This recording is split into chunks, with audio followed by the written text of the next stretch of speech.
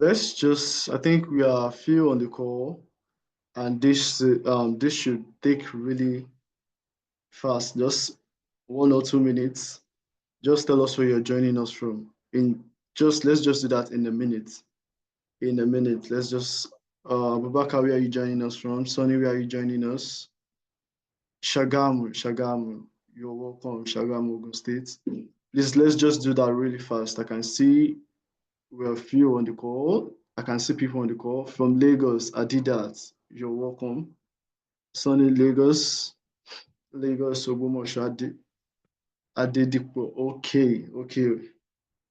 You're welcome to today's class. It's the third session of this class, and um, I just thought about it today. Kickstarting this class, some of us might not really are not really putting in the effort we should to discuss. I mean, some of us are just joining the class just because we want to join. We log in our iPod, put our phone somewhere. We are not like connecting to the class. We are not participating. We are not getting value of being in this class. So real quick, I'll just take us through. Oh, Taiwo, it's your first time. You are welcome to the class. You are not far behind. You are not left behind. You can access last two classes on the YouTube channel. Oh, Adedipo, your first time also. Wow. Okay, okay. If you're joining us for the first time, you're welcome. You're welcome. You're not left behind. We'll have last class recordings on the YouTube channel. I Before the end of this class, I know the link to the YouTube will be dropped, and I also hope you're on the Telegram group. If not, the link also will be posted in the chat room real quick, real soon. So you're welcome to this class. And okay, I think that makes it perfect. Just so as I was saying, this is a session you should connect with. It's a session you should put your mind into because right now digital marketing is everything. Traditional marketing can only help like 10% or 20% of your business. Digital marketing is what is in real. This is what big companies, we have AliExpress, we have Temu, we see them everywhere. What makes them special, what makes them seen is their ability to utilize digital marketing. I hope I'm making sense. So basically, digital marketing is just using online channels, platform, and technologies to promote your business to target audience. That is what makes it interesting. Um you're just targeting your audience. The in every business you have a target market. You have a set of people you are looking to patronize you. So data marketing actually targets those people, and those are the people your products, your services are going to pop up to. So as a business owner, as a prospective business owner, this is a must have knowledge for you. So let's just go through some importance of digital marketing. It allows your business to connect worldwide. Just like I said, AliExpress, Temu. Some of us don't even know where the headquarters or where the main office of these people are, but we see them online, we see their presence. They pop up randomly. You might just be browsing, you might be searching for something different, and AliExpress will just come on your screen, Temu will just come on your screen. These people have utilized, they have had the best use of digital marketing. So, like I said, compared to traditional marketing, it's even cheaper and cost effective. So these days, some of us, the business owner, we sure have tried to get on TV, on radios, and we start hearing millions. You bring 1 million, you bring 2 million just to be on there. But compared to digital marketing, just doing it on your phone, online platforms, through emails, through Google Ads, it's more cheaper and it's even effective.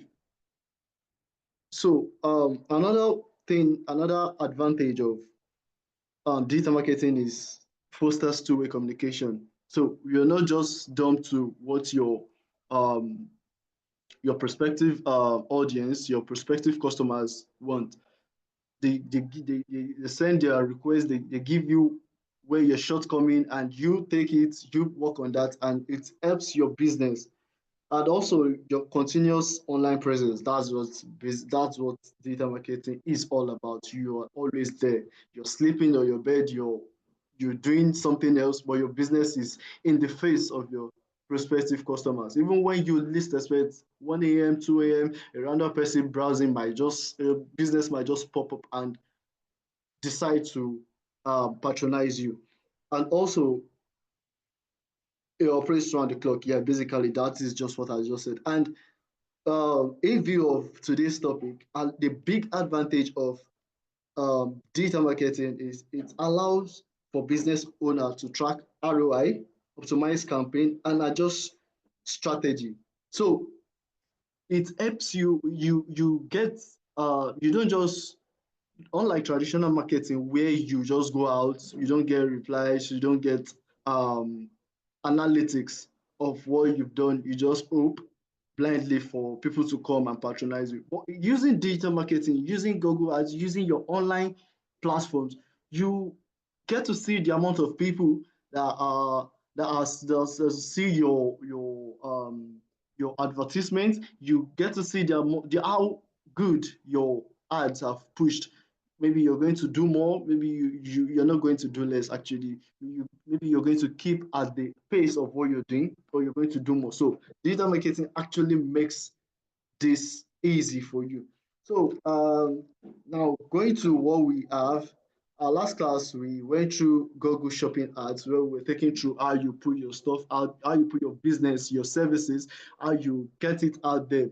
We went through step by step ways to get your business out there. We went through things you should do, the SEOs, how you come up with your SEOs, that is your search engine optimization. The things Google are going to scrap out of your SEOs.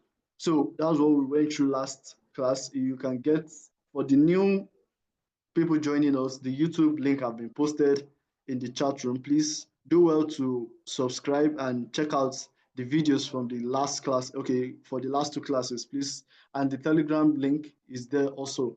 So you can go on there and get abreast of what we are going through, of what we've done, and this present class will also be posted on the YouTube. So without further ado, today we'll be considering Google Ads measurement. So this Google Ads measurement is basically telling you how you can measure. Sorry, it helps to track. Google Ads measurement is a process of tracking and analyzing the performance of your ads.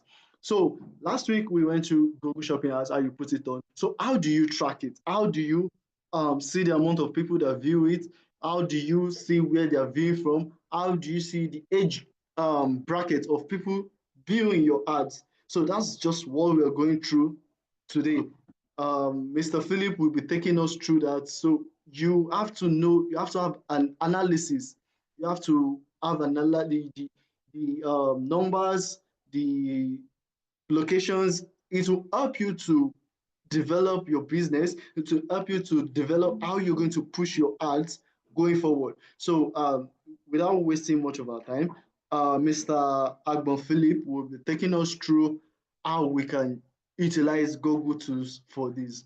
Please, if Mr. Philip can hear me, just let's give him a round of applause in the chat room as he takes over. Mr. Philip, please let's give him a round of applause in the chat room. And also, before he takes over, please let's try to engage him. Let's try to listen. Let's try to connect with the class. And whenever you have an issue, you are free to chat in the chat room. You are free to unlock yourself and ask whatever question you have. We are here for you. Thank you. Mr. Philip, please. All right. Good morning. Good morning, everyone. Nice to have you here. My name is Agbon Phillip, and I'll be the instructor for today.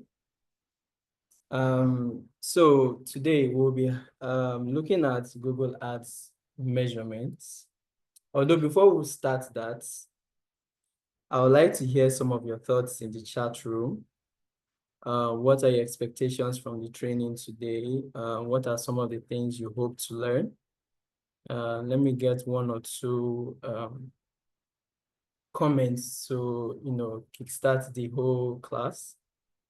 What are some of the things you feel you want to get as a takeaway from this class? I'd like to hear your opinions in the chat room.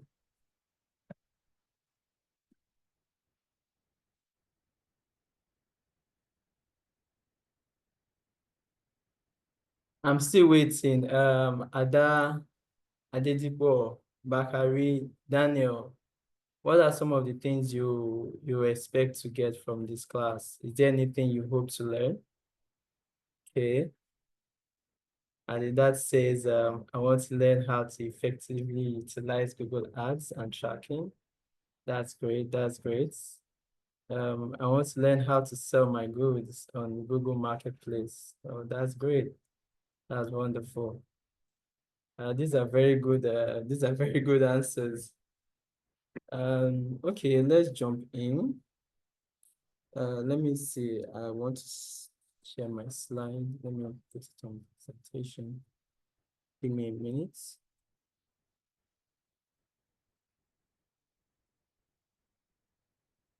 Can everyone see my slide? Yes, yes, please. All right, all right.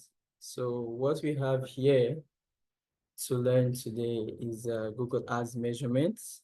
I would like to believe a couple of us are familiar with Google Ads, even if we might not necessarily have used it before, we must have heard of it. Google Ads, Google Analytics, in one way or the other. So now to get straight into business, I'll just give a short summary of what Google Ads and Google Analytics is before we start the whole course. So Google, Google Ads is basically a platform where businesses pay to show their ads, either be it on your Google search page where you type in something, you're searching for a particular thing. You always see products being advertised over there, either be it on YouTube. Maybe you're watching a video on YouTube, you always have that particular section where ads come in, or it's on websites. As you're going to some particular websites, you're having instances where you might be seeing nothing is of concern to you as regards perhaps Bet Niger or something, but you are seeing, sorry, or you are seeing Bet Niger as being displayed to you. So all those are all part of what's it called, Google Ads. And being that Google owns a lot of these platforms, they are able to utilize it best for their ads management. Then we have Google Analytics, which is basically a tool that helps you to track and analyze what visitors do within your website. Let's say they come to your website, how long do they stay? Do they make a purchase? Do they just come and they don't make any purchase? They just go to check your products. They just go around the website. They don't necessarily have anything to do. So all of these are some of the things you will get from Google Analytics.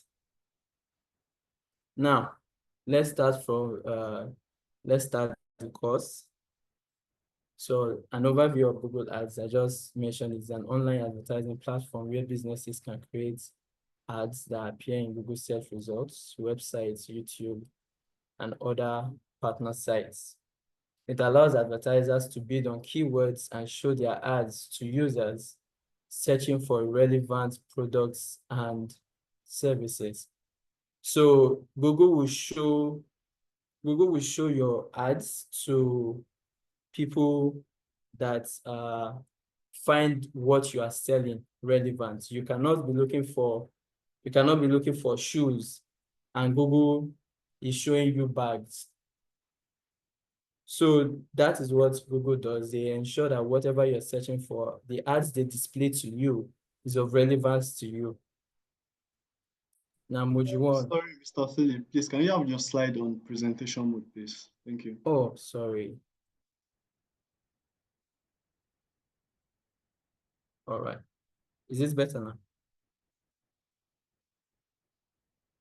Can you see Yes, it?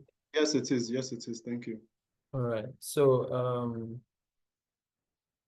for our first module, we are looking at the introduction to Google Ads, an overview of Google Ads measurements, importance of measurements in digital marketing, introduction to key metrics, and understanding the customer journey. So we have overview of Google Ads measurements. We see Google Ads measurements refers to the process of tracking and optimizing ad performance using various tools and metrics. It helps marketers understand how their ads contribute to business goals, such as website traffic, leads, and brand awareness.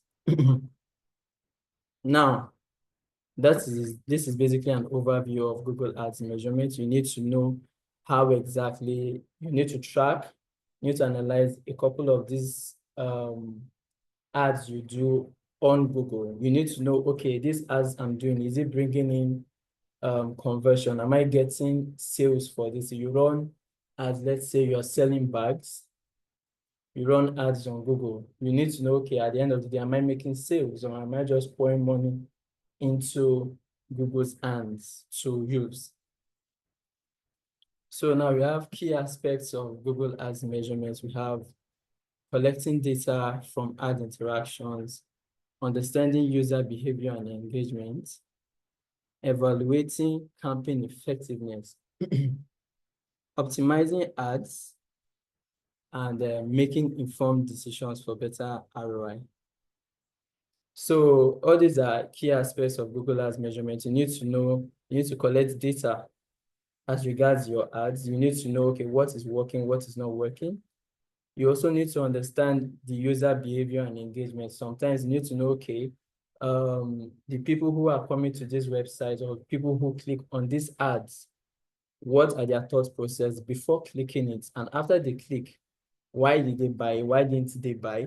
Was it something with the copy I used for the ad? Was it something they met in the website when they eventually got to the website? You need to be able to evaluate the campaign effectiveness. Okay, eventually, when you do an overall evaluation of the campaign, was it effective? Did you get any sort of profit from running the campaign? Whatever was your goal at the beginning of the campaign, whether it might be brand awareness, it might be sales, perhaps you want to make sales, or something else, I have to now gauge is, was this campaign successful based on those metrics? So that is all for key aspect of Google Ads measurements. Now we are looking at importance of measurements in digital marketing. Without proper measurements, digital marketing efforts can feel like a guessing game. And I feel it's of high importance if you're involved in any sort of digital marketing, either as a business owner or a digital marketer yourself. It's very important you take key observation to measurements, metrics, and the likes, because at the end of the day, you want to know if a campaign was successful. Were you able to achieve your goal? What exactly were the things that made it so successful, if it was, and what were the things that made it unsuccessful based on metrics? People did not click on the ad. Why didn't they click on the ad? Okay, people clicked on the ads. They did not buy the product. Why did they not buy the product? You can always find reasons through the data that will be given to you from Google Ads. Let me see, why is measurement important?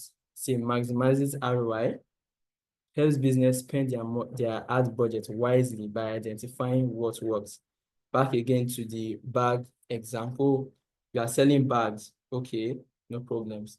You run ads to for people to purchase a bag, saying Gucci, let's say for example, a Gucci bag, you're selling Gucci bag, you run an ad on it, and you realize you did not make any sort of, people did not engage they didn't even touch the link. They didn't touch the link, not to talk of even getting to the website. So you begin to wonder, okay, what happened? Could it be the copy I wrote? Was it not attention grabbing enough? Was it the image I used for the ad? Perhaps it wasn't even a very good image. It was an image that looked like as if you hurriedly just wanted to snap something and put it online. No. So once you understand these measurements and these metrics, you begin to know, okay, where exactly are the missing pieces within my ad? So we say improves ads performance, enables real-time adjustment to optimize campaigns. Yes, another advantage of using Google Ads is it enables real-time adjustments. That is to say, if you begin to run an ad, midway while the ad is running, you can always check the metrics. Okay, this ad is not doing too good. Let's change something. Perhaps the copy, perhaps the image, something else. You can always be able to get while that ad is running before the time elapses for the campaign duration. Then we have enhances customer insights, help understand audience behavior, preference, and conversion patterns. When you have very good measurements of regarding your ads, you're able to understand what exactly your audience are drawn towards. Okay, it seems like I put two bags online for sale, Gucci and let's say some Zara. You have two bags, Gucci, Zara, you put it online for sale. You realize a lot more people are drawn towards Gucci. Oh, this is nice. You take note of it. You see they have preference for Gucci. Of course, no, you are not going to waste your ad budgets pushing Zara anymore. You already realize that, okay, a lot of people are not drawn towards Zara. They are a lot more into Gucci. Wonderful. You push it, you push your ad budget, you push your resources into what you know works as at when you are doing your campaign. Let me say, supports data-driven decision making. Very wonderful. You are going to make decision based on facts. It's not an assumption that I think we should push Gucci bag more than Zara. No, you are seeing based on facts and figures, based on the impressions, based on the people who perhaps are even buying or going to the website that, okay, a lot more people are interested in Gucci rather than Zara. That's how you know you make decisions based on the data you are getting in real time. Then facilitates A/B testing. Still the same thing, comparison between two products. You are going to say, okay, perhaps you might even want to, before you do a full-blown, if you are someone who is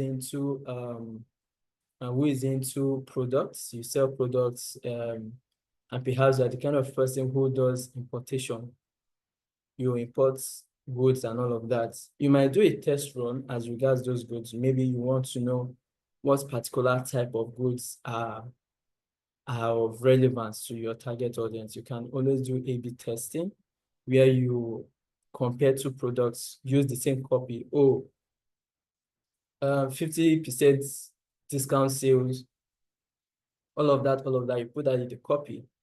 And you use the same copy for the two products, Zara, Gucci, in this example, and you put them online. Before you do a wholesale and you get yourself all the wholesale of bags that you need to get the mass amount of bags you want to import, for example, before you go waste your time, importing products or goods which are of no relevance to your customer base, you can use that as a test run. You get data to know what exactly your customers are drawn towards. So we see next up, we have introduction to key metrics. Yeah, CTR, CPC, all of that. Metrics are essential for evaluating the success of a Google Ads campaign. Below are some of the key metrics that are used when measuring a campaign. We have click-through rates. Now, this is the percentage of people who clicked on your ad after seeing it. Now, you will know, okay, if you're having a lot of clicks on your ad, you know, okay, whatever you use to craft the ad, the copy, the creative in this sense might be an image, a video, whatever you use as for a visual representation is oftentimes referred to as creative. So now, for the creative, you know, okay, people are clicking on the ad, that must be the image or video we use is okay. The copy we use is also great. So that is how you're able to gauge if a high click-through rate means that particular ad is doing very well. So we have cost per click, the amount paid for each ad click. That is, every time someone clicks on the ad, you pay money to Google. How ironic. You might say to save money, you would say people shouldn't click so much on the ad. But at the end of the day, the more clicks you get on your ad, the more you pay, what's it called? You pay Google for those clicks. So we have cost per acquisition. This is the cost to acquire a customer or a lead. So let's say, for example, you have, you decide to run an ad. That particular ad costs you 20,000 naira. Okay, you run that particular ad for 20,000 naira. And you, at the end of the day, you only get two customers. Two customers, maybe one bought in higher volumes, perhaps, but you just get only two customers. Then you now say, oh, the cost per acquisition is 10,000 naira per customer. Next time you are going to run, what's it called? You're going to run the ad. Your target will now be to how can we reduce the costs to acquire a lot more customers or leads, whichever might be the case. So we have return to ad spend. Return to ad spend, that's revenue generated for every dollar or naira spent on ads. Back again, you say you spent 20,000 naira on your ads. Okay, great. Were you able to generate any sort of revenue to balance for the cost of that ad you ran? Or are you running at a loss? That is, you're just, you keep on putting out ads and you're not getting any sort of revenue from those ads. Then we have impression. Impressions, this is the number of times your ad is displayed. So basically saying you run ads, your 50% sales discount for Gucci bag came in front of a couple of people. They did not buy. They did not click on the ad. It was just in their eyes. They saw, oh, so and so brand exists. Okay, nice. They keep on swiping. They did not do anything beyond that. That is an impression. We have conversion rates. The percentage of users who completed the desired action. Now, the desired action could be, okay, you want people to purchase or you want people to sign up for a newsletter, for a subscription service. That is how you now be like, okay, at the end of the day, after running this campaign, how many people were we able to get to complete our main focus, our main desired action? Be it you are selling a product, how many people purchased our bags, how many people purchased our shoes? Excuse me, for sign up, okay, how many people were we able to get to sign up for our subscription service? So those are some of the key metrics to take note of in Google Ads. And we have number 4. The customer journey represents understanding the customer journey. Now, the customer journey represents the path a user takes from discovering a product to making a purchase. So Google Ads measurement helps track this journey and understand which touch points contributes to the conversion. So this is just saying that this is the journey from the point the customer sets their eyes on your products, falls in love with that product, and eventually makes a purchase from you. You need to know the whole customer journey. They found your ad somewhere. Where did they find you? Okay, after they found you, where was the middle section where you have to retarget, send a couple of more ads to set customer to still keep their eyes on your product or on your brand before they now eventually decide to purchase. So we have stages of customer journey. We have awareness. This is where the customer first learns about your brand. You know, your first display brand, they see it, okay, this is nice. So and so brand, Philips brand exists. Great, they sell bags. That's wonderful news. We have consideration. The user engages with your brands. Let's say they click on the search ad, visit your website. Oh, they're having a 50% discount sale. They click on the ad. I think I might want to jump on that. They click on the ad, they go to your website. Now, this particular journey might not happen instantaneously. It might be today they saw your ad on the Google. Oh, okay, they are doing 50% discount sales. Today they might not be in the mood. As at then, they might want to go and do something else. They've gone off. That is the first day. Maybe the third day, Google has already known this particular person stayed a while with this ad. They identify you as a potential lead. So most likely you would still see that ad somewhere else, either in a website or perhaps once again in the search results. You see another one, they show you the what's it called, that particular ad. You might click on it this time, it takes you to their website. Then we move to the next one. The user takes a conversion action that makes a purchase or signs up for a newsletter. Okay, eventually you decide you want to make a purchase. That is the decision journey. That's the decision journey. Then the next one is the retention. This is when the customer becomes a loyal customer. That is, the person continues to buy and advocates for your brand, tells his or her friends, oh, there's this particular brand of mine that sells wonderful bags, that sells at very cheap prices, or the quality of the bags they sell is of very good quality compared to his or her competitors. Now, that is the retention stage. Then we see, okay, sorry. Then by measuring the customer journey, the advertisers can identify which ads and keywords influence conversions. Okay, what particular ad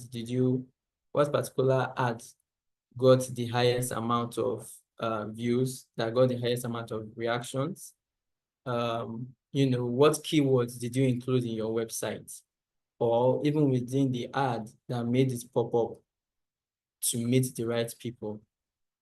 You see, optimize the ad targeting to reach the customers at the right stage, because the kind of ads you are going to put for someone who is in the awareness stage will be different from the kind of ads you are going to put for someone who is in the decision stage.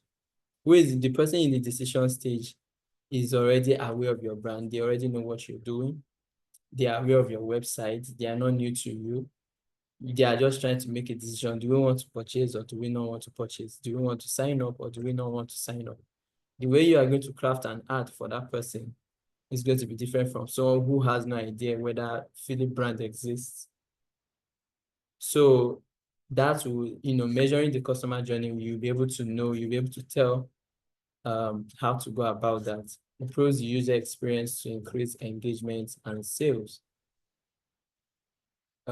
When you are much more aware of what your customers want from the data, we are seeing people are okay with the copy, but when they get to the website, they're just hovering around. They're not necessarily making any moves. Perhaps it's something to do with the with the experience while they are trying to make a purchase. They are trying to get to make the right they're trying to get to click the right button is not drawing their attention as it should be. They are finding it confusing to be in your website. A lot of factors. Then you can now know, okay, we are getting people to come from the ad, but when they get to the website, they are not converting. So we know it's not the ad that is the problem, but rather it's the website. What is going on in the website that we need to adjust to make sure we're able to be of good service to our customers. Let's move to the next one. We're moving to the next module. That's setting up Google Ads conversion tracking. So what is conversion tracking? We have conversion tracking in Google Ads is a tool that completes a desired action after interacting with an ad. It records when a user completes a desired action after it interacts with your ad. Then we have these actions can include website conversions. They made purchases on from your website. It has the filled forms in your websites as well. Or sign-ups, perhaps for you are much more concerned for people to sign up for your newsletter or your subscription service. And for downloads, perhaps you sell ebooks or something you need people to download.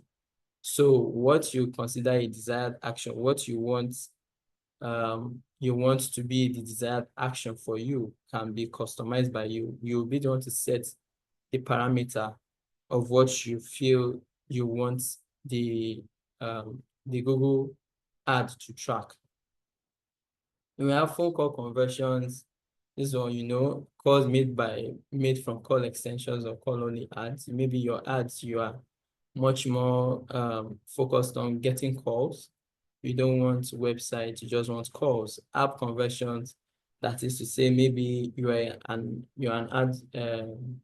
app developer, you have made particular app. You want to know, how many people downloaded your app from Google Play Store. Maybe they even bought some things within the app. For some people who like to play mobile games, I think, for example, Call of Duty is one. So if you purchase anything within Call of Duty, the mobile game app, they want to know how many people downloaded, how many people bought, how much did they make from people in the app. So all these are going to be recorded by the company. So we have offline conversions, maybe it might be store visits or purchases made after seeing the ad. If, example, what you're selling cannot be closed directly online, perhaps it's something like real estate, you post something online, okay, this and that, a particular land somewhere is going at this and this particular rate. Of course, most times you might not close that deal online, you have to take it offline.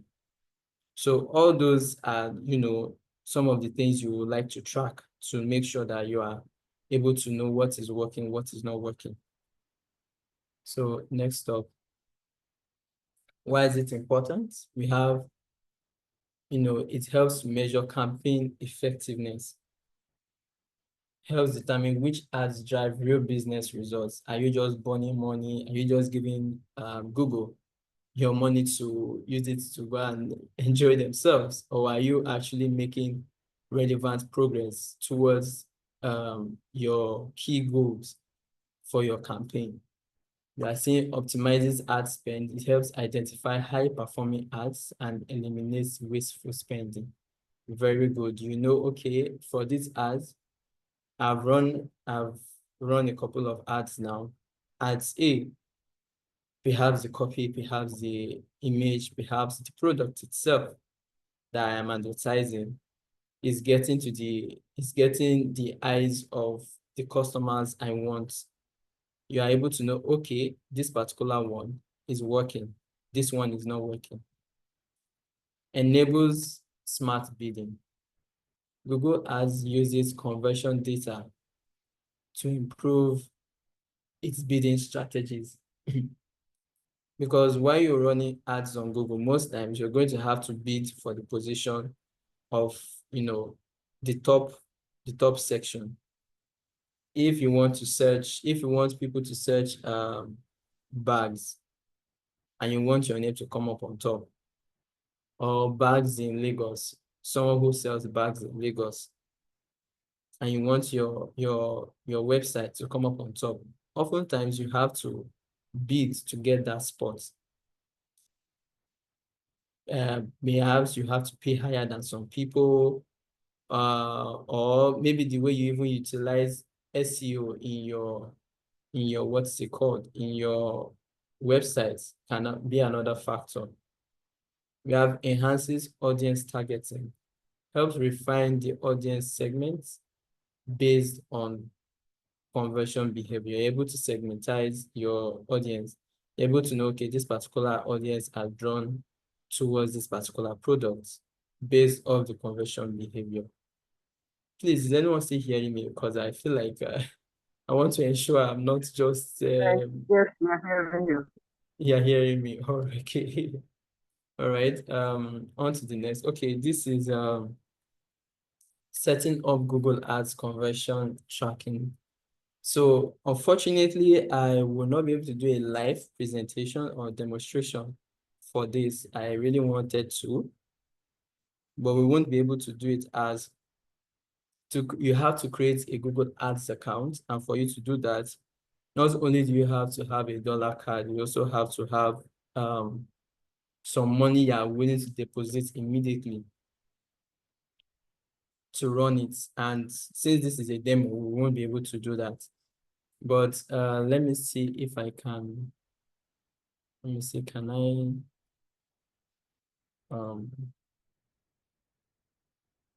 can you still see my screen?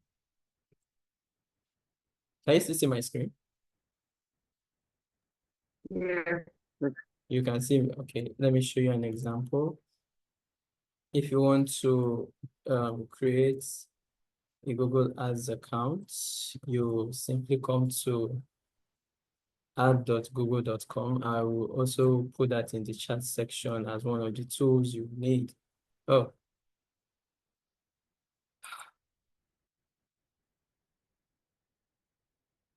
Ads.google.com.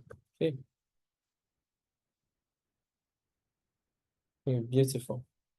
So now, if your intention is to create a Google Ads account, this is where you go to, ads.google.com.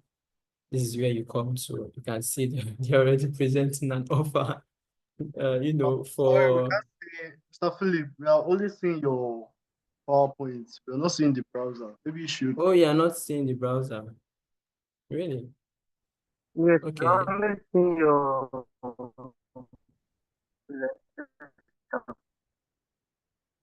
You're only seeing my PowerPoint. You're not seeing the browser. PowerPoint. Yes, please. Okay, let me reshare once more. Come, give me a minute.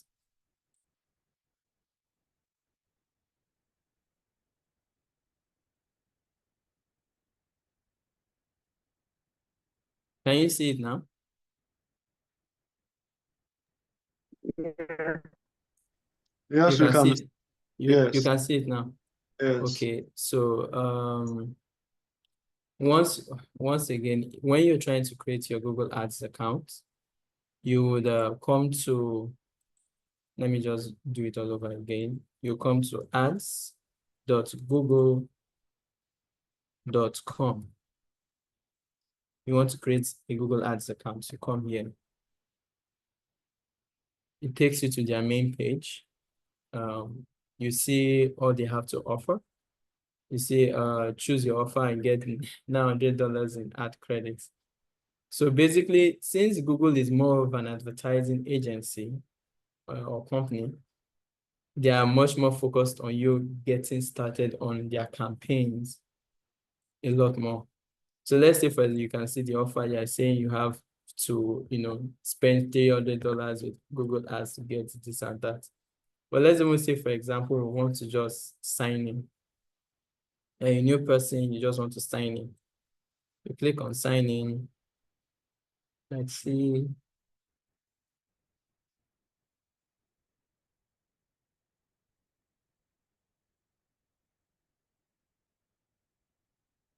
Why is it taking forever?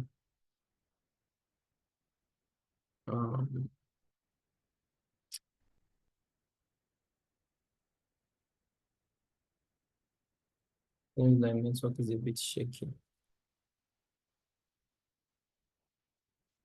Okay, can imagine. They're already requesting for my account and payment settings.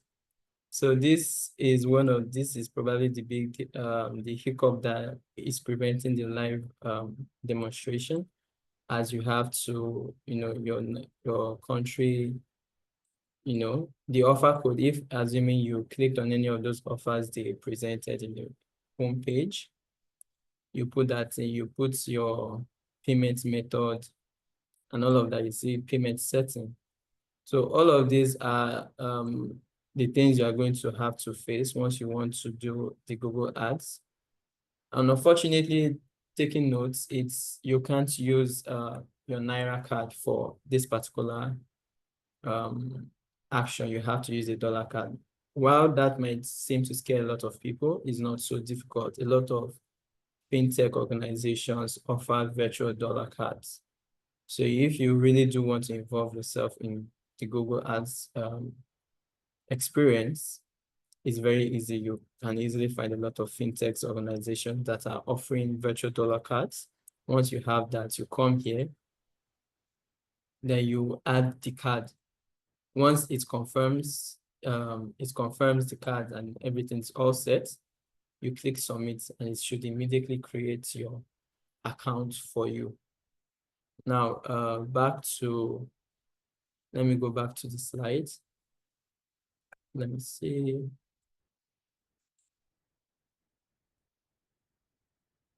Can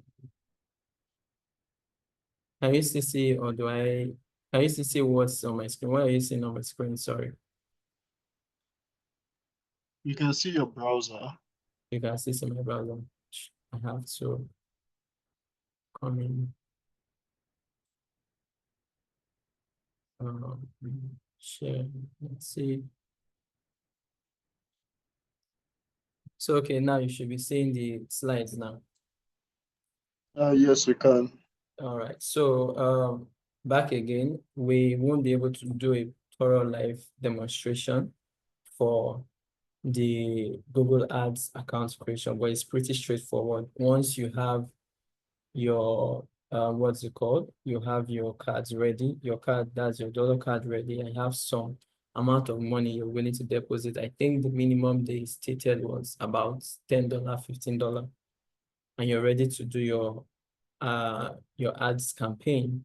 Just head on straight to that particular website. Then we have log into Google. Now, if you want to do this Google Ads conversion tracking, that is, you want to track your conversion rates as regards Google Ads, this is a step-by-step guide. It's very easy. You can do it by yourself. It's not so difficult to do. Once you follow these guidelines in the slide, you can do this by yourself. So you first log in your Google Ads account.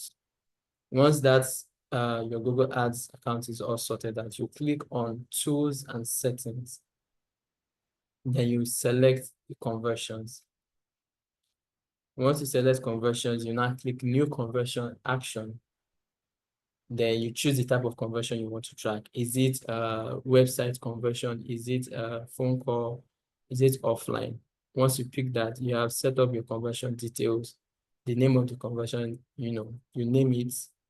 You select a conversion category. Is it leads? Is it purchase? Is it sign up? What exactly is your goal, that you want to track? Assign the conversion. It's optional. You can assign the conversion value. You can assign not to. So on to the next, choosing the tracking method. Now, this is how you are going to track You are going to track your conversion. Okay, people are buying. You want to know where they are buying from. What is the whole process? You want to know where they are meeting your ads. Where exactly are they clicking your ads? Because most likely they have seen your ads more than twice, thrice, maybe even 10 times. I know a lot of people for Temu's during the last couple of months that Temu was on everybody's head. I know a lot of people who did not click until Temu had to hold their neck that they have to, he must buy from there. So you want to make sure you are aware of how many times they've seen that ad, when did they eventually make the purchase. So you have to choose a tracking method. Is it Google Tag Manager? This is highly recommended because it integrates well with Google Ads. Then it's a Google feature. Then we have Google Ads conversion tag. This is you manually placing the code for tracking on your website. If you use the Google Tag Manager, it's a lot more easier. It integrates well with what's it called? Google Ads easily. Then the last one, Google Analytics for imports. Then we move to installing the conversion tag. If you're using the Google Tag Manager, all you need to do is just add a new Google Ads conversion tracking tag. That is all. But if you're using the Google Ads conversion tag, you have to now insert the particular script that you're going to use to track your what's it called? You are going to use to track these customers around. Then we move to if you're using Google Analytics imports, ensure the events are set up in your Google Analytics account. Then we move to number 5, verify your conversion tracking. You can always, once you're done with your, you've placed this tag, because once you go to Google Tag Manager, which I highly recommend you use, it gives you a tag, and that tag is what you simply just place on the header, on the head and body of your website. You just place the tag there. Anytime someone comes into your website, it begins to track them. So that is a lot more easier. There's no hassle. And since everything is all under the Google Tag Manager, you don't have to go all around. Maybe you are manually creating these tags yourself. It's going to be a hassle for you to, okay, you put this tag in one website, you put another tag in another website, you put another tag all over the place. You now have to manually look at them, each of them by yourself. But if you use the Google Tag Manager, everything is kept at one particular dashboard where you can easily come, check, okay, these are the conversion rates. This is what I'm getting from, what's it called? I'm getting from this website, from this campaign. So to verify that your conversion is tracking, use the Google Tag Assistant to confirm the tag is firing correctly. So you can easily test run it. That, okay, is it actually working? Then you check the conversions report in Google Ads after a few hours to see if the conversion is recorded. Then we move to using Google Tag Manager for implementation. So we say, why use Google Tag Manager? There's no need to manually edit website code. As I had mentioned before, when you use the Tag Manager from Google, you don't have to manually begin to edit these things by yourself. You don't have to tweak your website. It's a very straightforward process because they know it's not everyone that is a software engineer. So Google had already created a method in which, even though you are not necessarily a software developer, you can easily take that tag and put it at the head and body of your, of your website, to allow you to be able to track people who come through your website and eventually and eventually convert into sales or leads. We have allow centralized management of tracking tags. Once again, you have a centralized dashboard where you can easily go and check how one particular tag is faring. You are able to confirm, is this website, is this campaign converting? Am I getting any leads? Am I getting, if it's brand awareness that is your focus, is it correlating with the goal you have in mind for your campaign? Easily integrates with Google Ads, Analytics, and third-party tools. Reduces page reload time compared to multiple hard-coded scripts. Google Tag Manager is a lot lighter than you having to hard code these tags by yourself into your website. And unfortunately, page load time is a very, very important factor in your marketing as a digital marketer, because if you want to log into Temu's, let's say after Temu had advertised, you had seen Temu's ads for 10 times different places. Either you saw it on TikTok, you saw it on regular Google search, you saw it on Instagram. You had seen Temu everywhere. At the 10th time, you eventually saw it and you're like, okay, you see an offer you like, oh yeah, just tired, let me just buy something, let these people make me rest.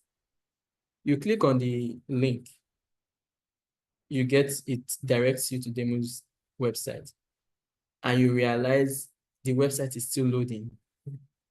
A couple of seconds have passed, 30 seconds has passed. A minute, you begin, I don't think I want to buy anymore. I don't think I want to buy anymore. So once your load time is taking too long, it's a very big turnoff. So using the Google Tag Manager now, it reduces it. It makes things snappy. You don't have to make both yourself and your supposed customer go through a lot of difficulty.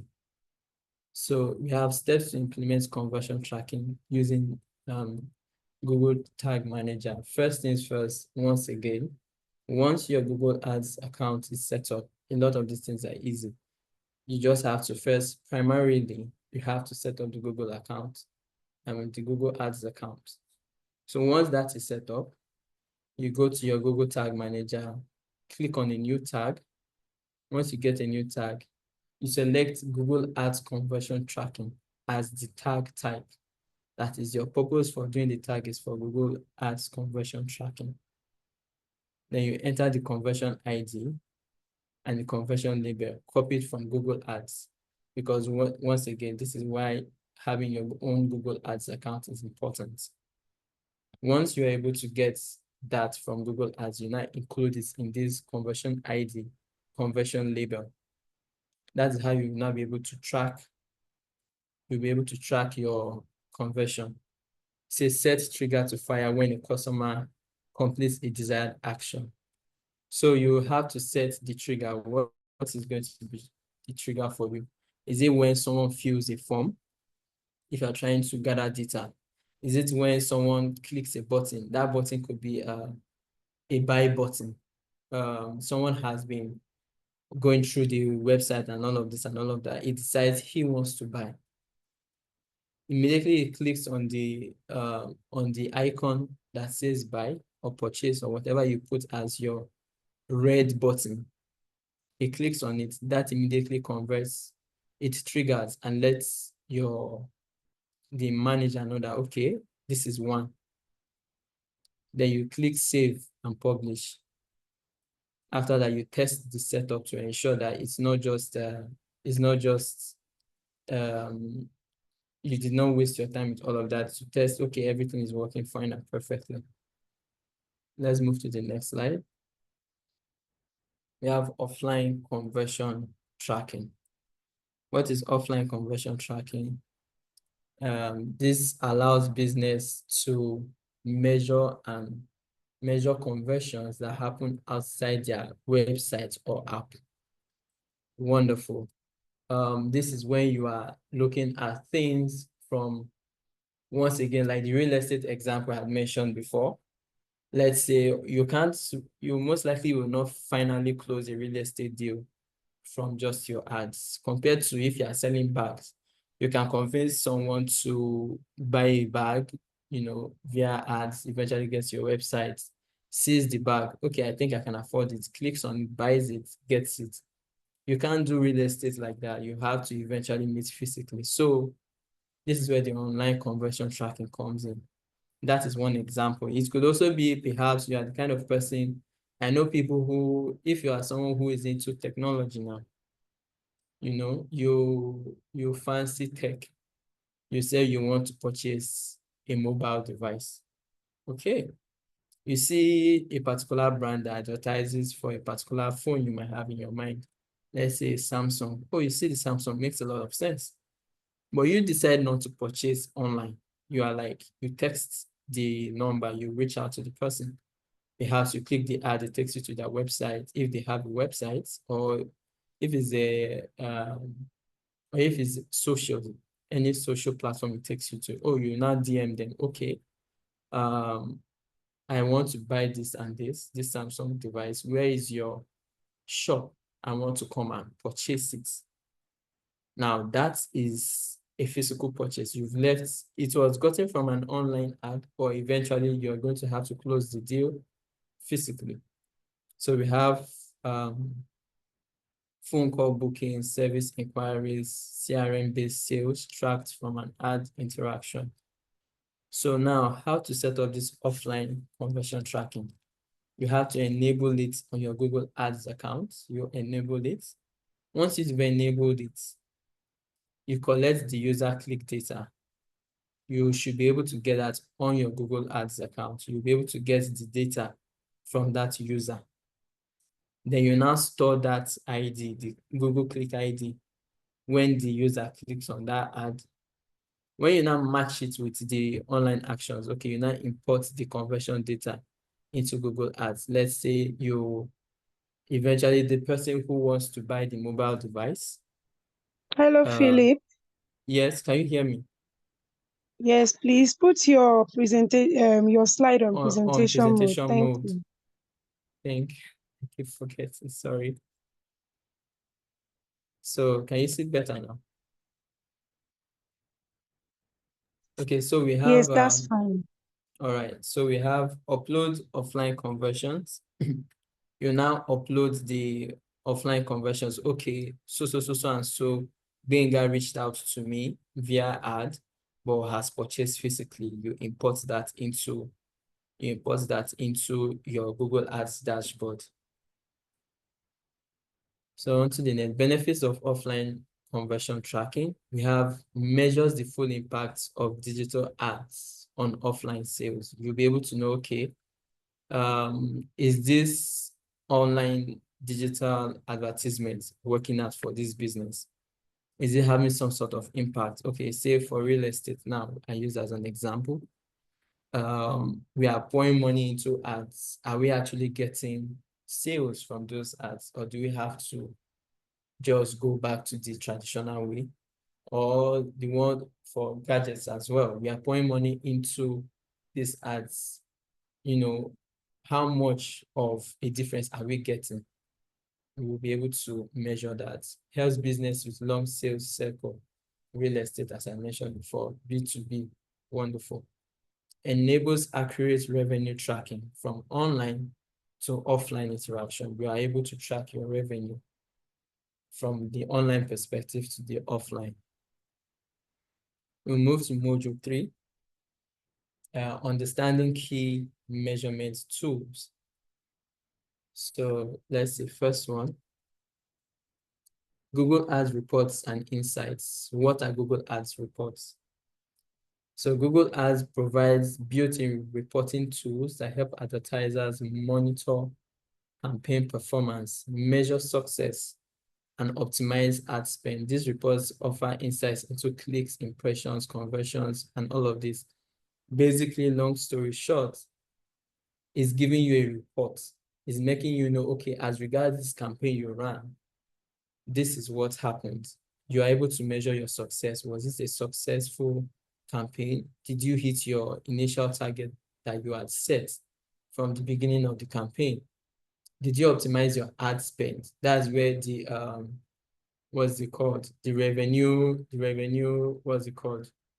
Regarding the click rates, where you're having a case of you spend 20,000 for the ad.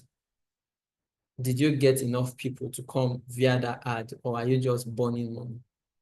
So these are things you get from the Google Ads reports and insights. So now we have key Google Ads reports and how to use it. We have campaign performance reports. This tracks the performance of all campaigns. The campaigns you run on Monday, you run on Wednesday, you run on Friday. It tracks the performance. It looks into the clicks, the click-through rates, how many people actually eventually purchased from you, the cost per click, how much did it cost you for each click, the conversions, were you actually able to convert people to buy from you? We have search trends reports, shows actual search query triggering ads. That is to say, what particular keywords, it makes you know, okay, this keyword you included in your website, it was, due to this keyword, that was why you're able to get this particular customer. Maybe for the bag case, you put Gucci bag in Lagos, or Gucci bag, you also included Lagos in it. Oh, you're able to say, okay, for this amount of people, it was due to the fact that you included that keyword Lagos in it. That was why it was so successful. Now, another thing you can get from the report is audience insights reports. It analyzes the demographics of the ad viewers. You're able to know, okay, the people that are seeing this ad, so it's like a lot of them are in Zaria, a lot of them are in Taraba, but your business is in Lagos. How does that work? Except you are doing a national delivery kind of business. But on a primary level, you would like to have your business or people patronize your business within your same geographical location. So from this report, you'll be able to know where exactly your audience are getting your ads, the age you are trying to sell a certain product to young people. Okay, you're trying to sell a mobile device. You're trying to sell a phone. Of course, yes, people on the older side, say 50, 60, yeah, they will need a phone, but you have to justify to a 50-year-old man. You want the 50-year-old man to buy an iPhone worth ₦1 million. How do you justify that? But for someone who is in his 20s, 25, you can still justify it. So you know how to properly target your ad based on the age, based on gender, based on interest, based on the geographical location. So we have option insights reports. Compare your ads against competitors. So one of the advantages or features you get for using Google Ads reports is that you're able to compare your ads against your competitors. Philip's brand, you compare against Taiwo's brand, you compare against Bola's brand. You're able to know what exactly your competitors doing that are making them have an edge over you. We have conversion reports. This helps track the effectiveness of ad-driven actions. Okay, you're able to measure the lead, the sales, and sign up. And we have landing page reports. Evaluates the user experience on landing pages. Okay, once again, you did an ad. Your ad was supposed to take them to a landing page. Oftentimes, there are certain times you might not necessarily need to direct a customer to your website. You're trying to make people download an ebook. You're trying to make people download or to fill a form. They don't need to come to your website. They'll just get lost inside it. There are a lot of things within your website. You just need them to fill something fast and get out. So at that point, you create a landing page. Okay. You tell them, do this, do this. Perhaps an ebook is what you're selling. Wonderful. They don't need to go to your website. You just have to create a landing page for them to get there. fill a couple of information you might need them to fill, and they get their ebook. Or if it's a form, you need the data from the form for something. They don't need to go to a website. That is too much information for them. You just need them to get somewhere. You create a landing page. Now, based on that landing page, once you integrate this Google Ads report into it, it now evaluates the user experience on that landing page. Did you get a good bounce rate? Did you get a conversion rate? Did people actually do what you told them to do? Was it usable on mobile devices? So on to the next, we have, how to access Google Ads reports. We have logging into Google Ads. Once again, your Google Ads is very important. The account you create on Google Ads is very, very important. Once you're able to create that, you'll be able to, all of these features are easy to go around once you've created the account. So you click on reports on the top menu, you select a predefined report, or you create a custom report, because sometimes you might not need all these reports. You might need a selected reports. Perhaps you just want to know the impressions, you want to know the bounce rate, you want to know the conversion rate. You don't need all the information that's within that report. You just need a certain amount. You can also do that. You can select and filter out what you need and what you don't need.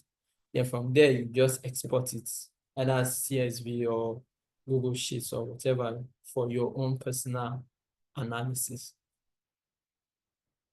Then we have Google Analytics 4 integration. Why should you integrate Google Ads into your Google Analytics?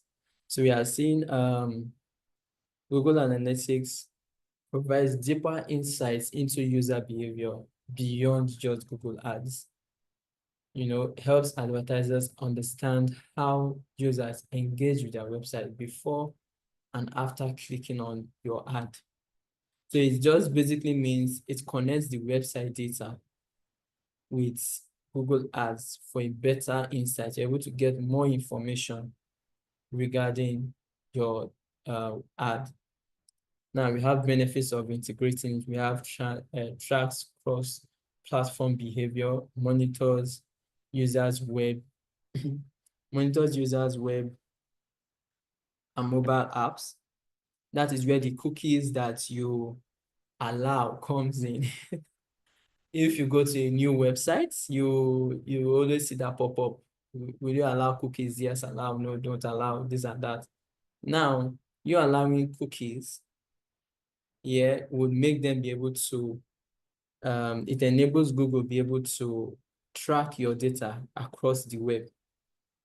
They are able to know the type of person that you are. If you are the kind of person who looks up, you're a fashionista, you look up, you're always on the web looking up latest bag, looking up latest fashion trends, this and this, if it's bags, if it's shoes. Google is able to know from those cookies you allow, they're able to know, okay, it seems like this user is really into fashion kind of things. If you're a gadget person, you're searching the latest gadgets that has been released. If it's from Samsung, if it's from Apple, if it's from whatever phone brand you're very familiar with. Allowing these cookies is what makes them know, okay, this is how this particular user behaves. Because once they're able to know the kind of person you are, they're able to make sure the ads meet up with that customer. Because a customer who is drawn to gadgets cannot be receiving ads for shoes or for wigs. What is he using it for? So that is tracks cross-platform behavior. We have enhances audience targeting, helps create remarketing lists based on user behavior. So on Google Ads, you can always remarket to certain people based on data you've gotten about them. If they have interacted with your ad before and might not, they decided not to buy immediately, they can always still see that ad somewhere else, reminding them that you actually had interacted with this before. You haven't made your purchase yet. So it allows remarketing. You see an ad somewhere in one website now. All of a sudden you're realizing you're seeing that same ad in another website. So that is retargeting, remarketing. You see, improves attribution, shows the full customer journey beyond ad clicks. Okay, they get to understand the kind of person that you are. It's not just that you clicked on their ad you bought. They understand the person that you are. They understand the full journey. Okay, you saw their ad from TikTok, you saw their ad on Google search results, you saw their ad on a particular website, you saw their ad on maybe on an app, because there are apps that allow ads. You saw their ads on an app, you saw it somewhere else. So they're able to know, okay, this customer was doing merry-go-round, it went from app to search results to social media to any other place before eventually purchase. So we have provides advanced analytics, use AI-driven insights for better decision making. Now, being that Google is involved a lot in AI, they'll be able to AI will be able to craft very good insights based on the information and data it has within its grasp to help you make better decision making. Then we have steps to link Google Ads with Google Analytics 4. So you go to your Google Ads account, you click on Tools and Settings, select Linked Accounts. Once again, this is not so difficult to do. A lot of these things, once you are really prepared for the Google Ads experience, you follow these instructions step by step. You would have every of these things worked out and figured out easily. So you go to your Google Ads account, you click on Tools and Settings, you select Linked Accounts. Now, once you've selected that, you now choose Google Analytics 4, then you click Link. Because oftentimes with Google Ads, you can link a lot of Google products to it. You could link your YouTube, you could link the Google Analytics, you can link maybe you're the kind of person that has a website profile. You can also link that as well to your Google Ads account so you can better monitor these things. So in your Google Analytics 4 admin panel, you go to data streams, then you select Google Ads linking. Enable auto tagging and conversion tracking. So you don't have to manually tell it to tag and track your conversions. Then once again, you verify, you test run it to ensure that it's actually working. Then we move to the next one. Google Tag Manager Basics. So we have Google Tag what is Google Tag Manager? We see Google Tag Manager is a free tool that allows marketers to manage and deploy tracking tags, be it Google Ads, Google Analytics 4, Facebook Pixel, etc., without needing to modify their website code. It simplifies tag management and improves tracking accuracy. Long story short, it just simplifies the way you're able to track tags. You are able to track your tags, you're able to track your customers without having to go through the hassle of getting a software developer on the line. You don't have to always go and call, you need a software developer every time. It saves you money, saves you costs of hiring one, and it makes it a lot more easier for you as a business owner. So receive benefits of using GTM. No need for developer support. Once again, you can easily add, remove, replace these tags very easily. Centralized tag management. We have all the tracking codes are stored in one place. You don't have, back to what I mentioned before, you do not have to now go from one place to another because you are trying to track the tags you kept in various websites. Everything will be stored within one place. Then we see reduces website load time. Of course, once again, a slow loading website is not a very good website for either you as a business owner or you as a consumer. Works with multiple platforms, as being it's a Google feature, it works across all their platforms. See Google Ads, Google Analytics, Facebook Pixel, LinkedIn Ads, etc. So you see basic Google Tag Manager setup for Google Ads tracking. Once again, I really wish I could have demonstrated these things, but due to constraints. So I will just explain it once more. It's easy to set up. You go to the account, your Google Tag Manager account. You set up a container for your website. This is what you're going to use to track. Then you install the code on the website. On your website, you're going to install that particular code Google is going to give you. It's going to give you a code that you include in your head and the body of your website. In the development of a website, there's always a head and there's a body. For the head, you just input the code. You don't need to touch anything. You don't need to type anything. Just copy, paste, copy, paste. Once you do that, Google will do its thing and you are rest assured. You don't need to do any other thing. You see, add new tag, choose Google Ads conversion tracking. You choose it to track, you choose the tracking process for Google Ads.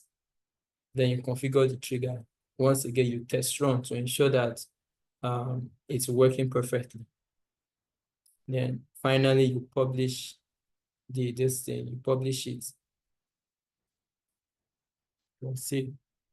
Please, is anyone still hearing me or have I gone? Yes, we're with you. All right, all right. So we have now we have Google Data. Okay, we have Google Data Studio, now known as Local Studio. Is a tool that allows marketers to create interactive dashboards and visual reports using Google Ads, GA4, and other data sources. That is to say, you're able to see, as a colleague of mine once said, as human beings, yes, you could see data in its raw format, in numbers. It can look very overwhelming.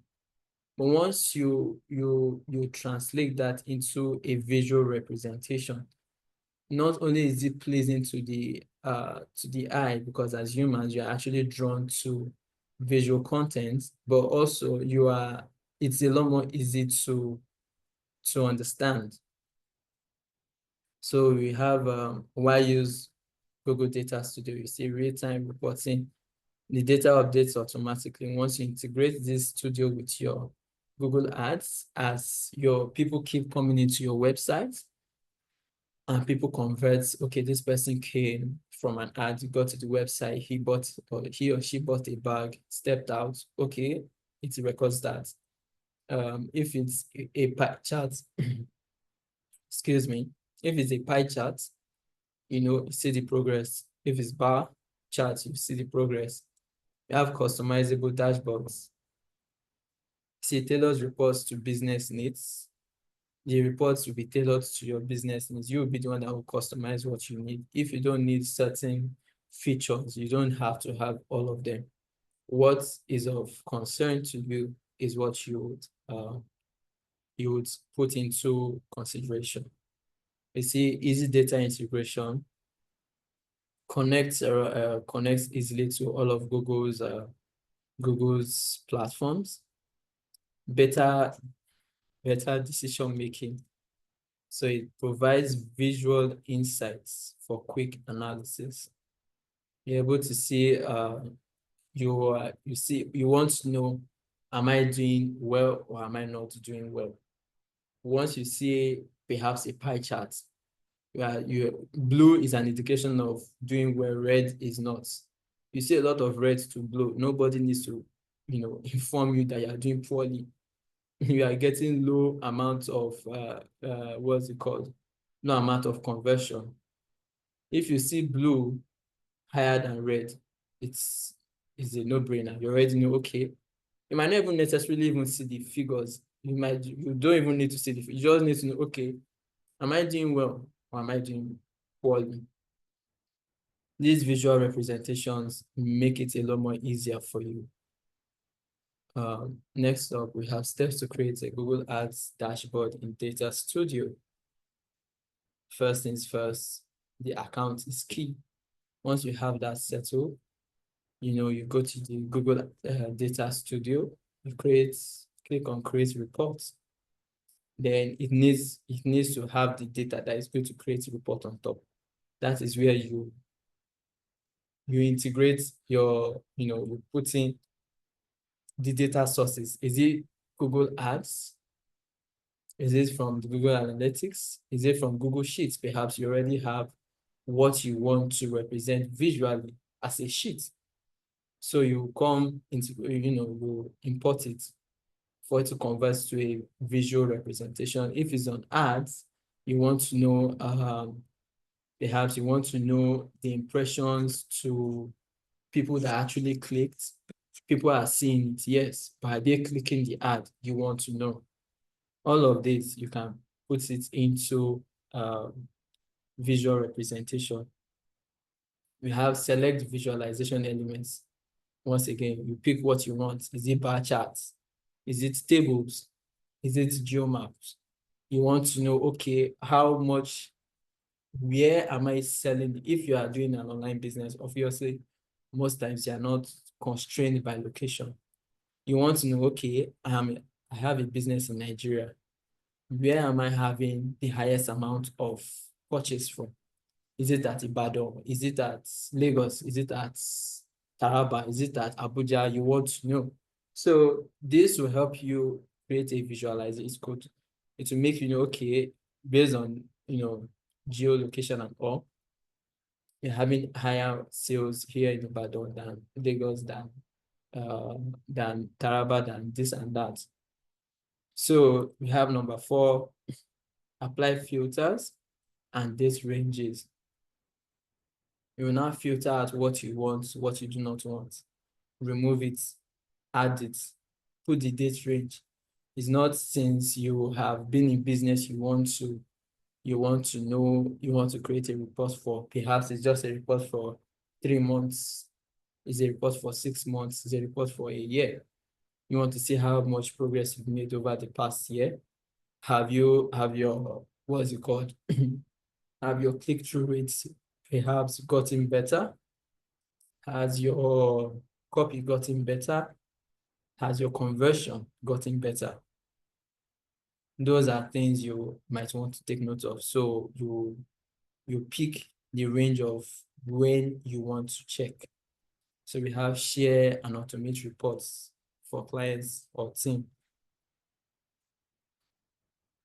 So module 4, attribution models in Google Ads. What is distribution? Why is it important? Types of distribution, data-driven attribution model, comparing attribution models for better decision making. So now, this is a very interesting subject. So you see, attribution is the process of assigning credit to different touch points along the customer journey that leads to a conversion. Instead of giving all credit to the last click, attribution models help advertisers understand how different interactions contribute to conversion. Now, this is just simply saying, you wake up today, let's use the gadget as an example, latest gadgets, you search it. It shows you a couple of gadgets, you see a Samsung, you see an iPhone, you see a Techno, you see a new Phoenix, this and that. Very good. Now, perhaps the next day, You search latest, what's it called? Maybe that first day you just saw, oh, okay, all these are the latest ones. That's nice, that's nice. Next time you come again, you might want to actually find out more for a specific brand. You'll be like, okay, latest iPhone. Oh, you search that. It brings out iPhone 16, iPhone, whatever. You see all of that. Okay, this is nice, this is nice. You are seeing all of that all together. Then eventually, then maybe you are now like, you search again. You might not even necessarily search. Google now knows what you are interested in. You might just realize you are just scrolling through a website one day and you see a pop-up. So is doing a discount on iPhone. Or you see someone advertising iPhone. Now, eventually, let's say this person who is advertising the iPhones, his business is Philip's Gadgets. Okay, Philip's Gadgets is advertising iPhones. He has already made, on his website, he has made some key words standouts for people who are involved in, who are interested in gadgets. Let's say he has put in the keyword iPhone, he has put in the keyword, what's it called, latest gadgets, all of this. So now it has already tagged you as someone interested in that particular product. It has tagged you as someone interested in that particular product. So let's say you are scrolling through another random website. You are not, you might have even forgotten, you might even be interested in the gadgets whole thing. You see an iPhone advertisement. You look at it, this iPhone is looking great. You click on it. It takes you to Philips Gadgets website. Maybe that time you just checked it. This price is, you might be able to afford it, but that price shocked you. You left. You left the website, you went on. Later on again, you'll be surprised. It has already marked you that, okay, this is somebody that we should probably remarket to. Once again, you'll be going through another website. It sends the ad again.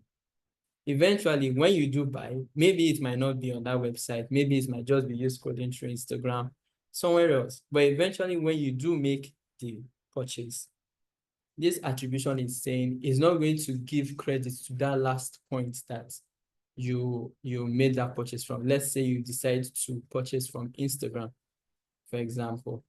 It's not going to say, oh, it was Instagram that completely brought that customer.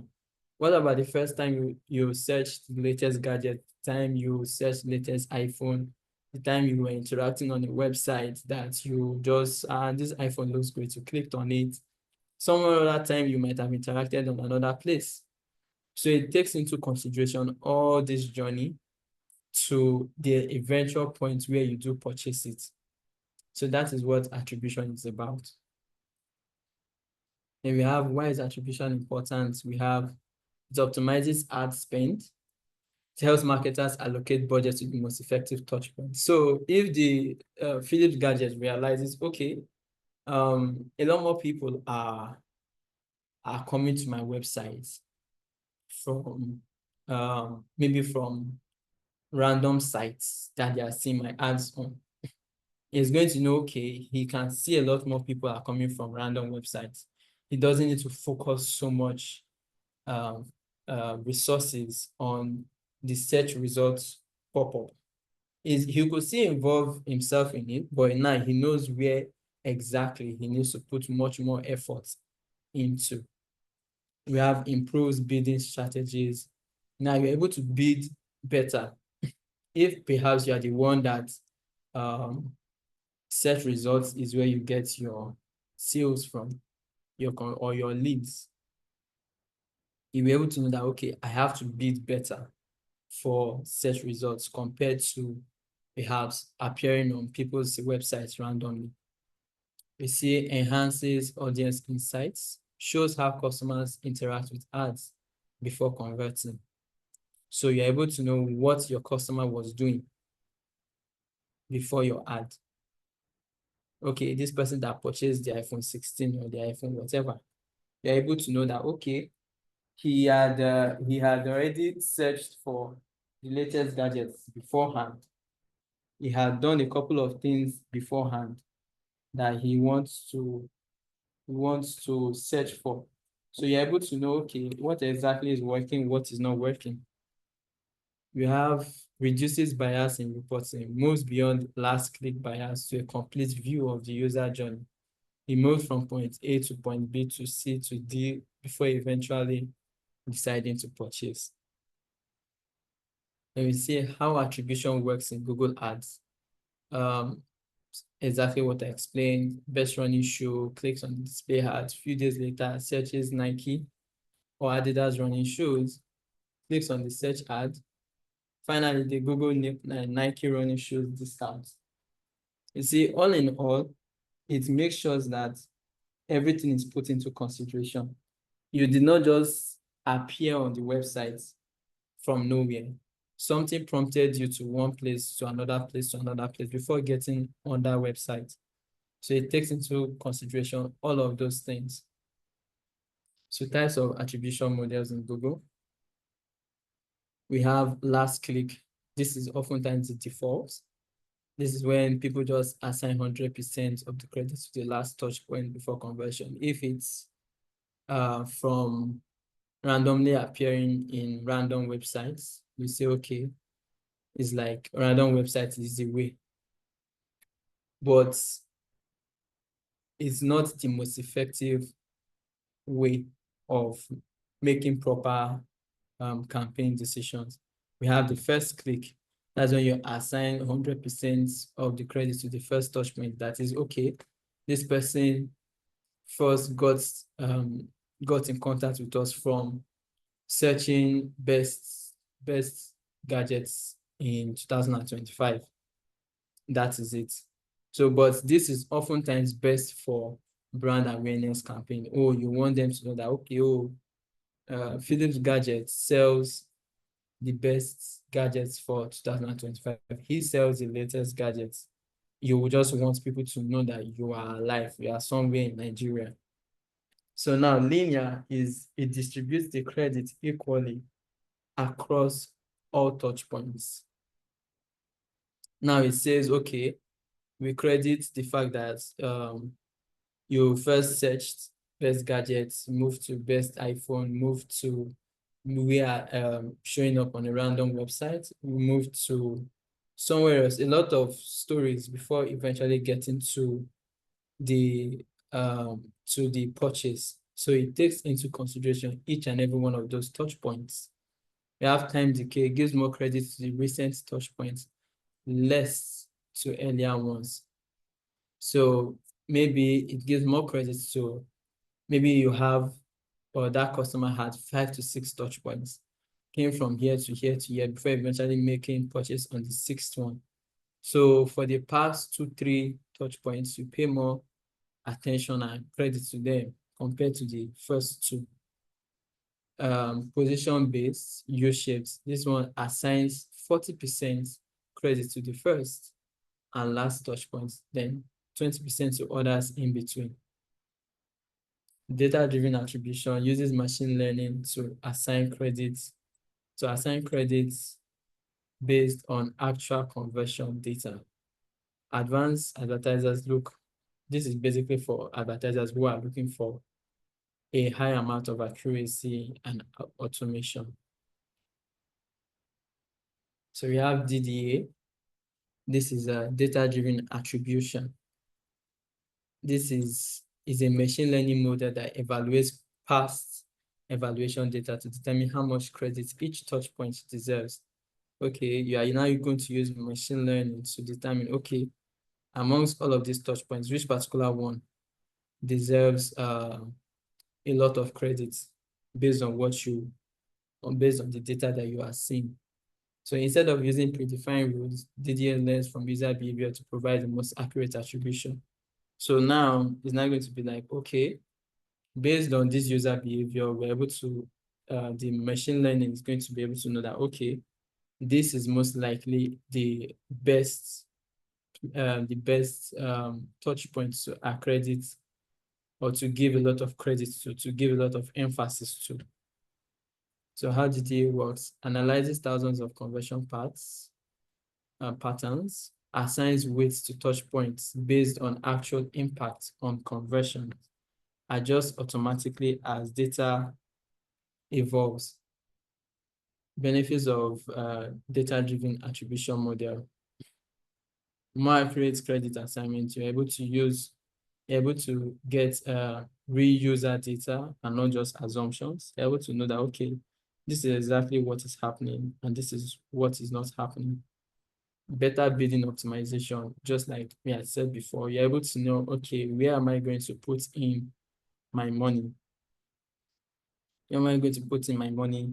Where am I going to, push harder compared to the others due to the data I've gotten thus far as regards it? Adapts over time.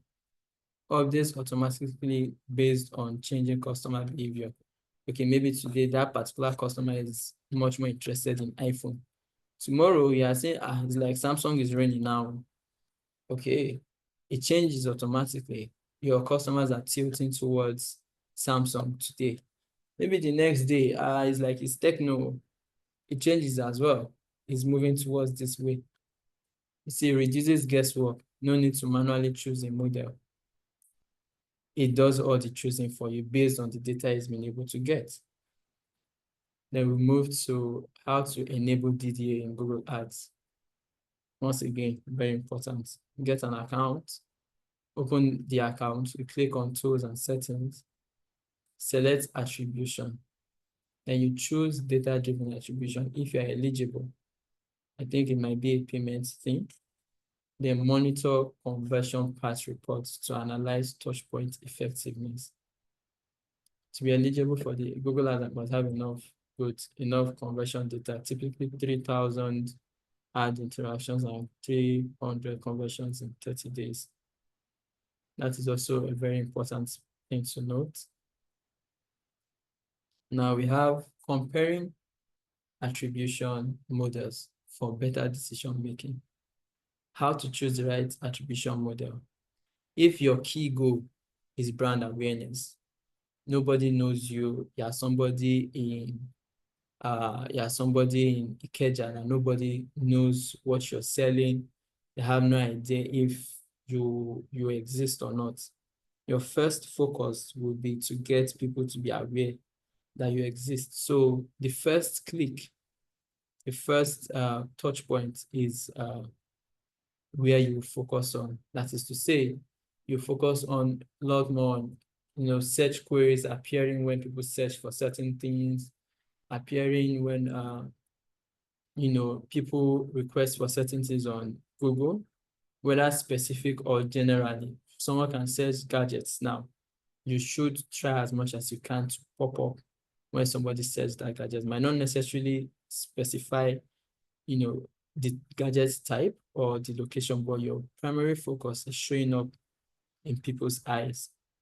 Next, for short sales cycle, last click, you don't want to get a very long sales cycle. You just want to get and build up the last click. That is, you make it quite simple. Okay, this particular person bought at,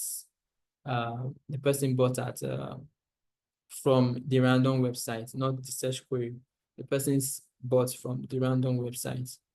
Okay, let's focus a lot more on the random website. We should leave the remaining alone. It's quick and it's very simple. You don't have to track and backtrack a lot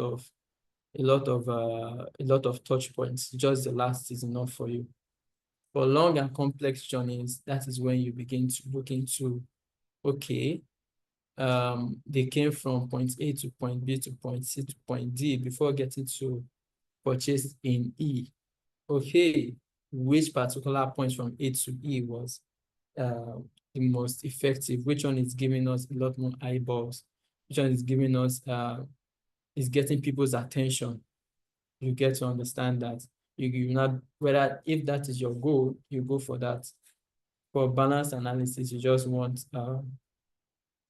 without any bias, you just want to get an all-rounder balance analysis. You go for linear or position-based attribution model.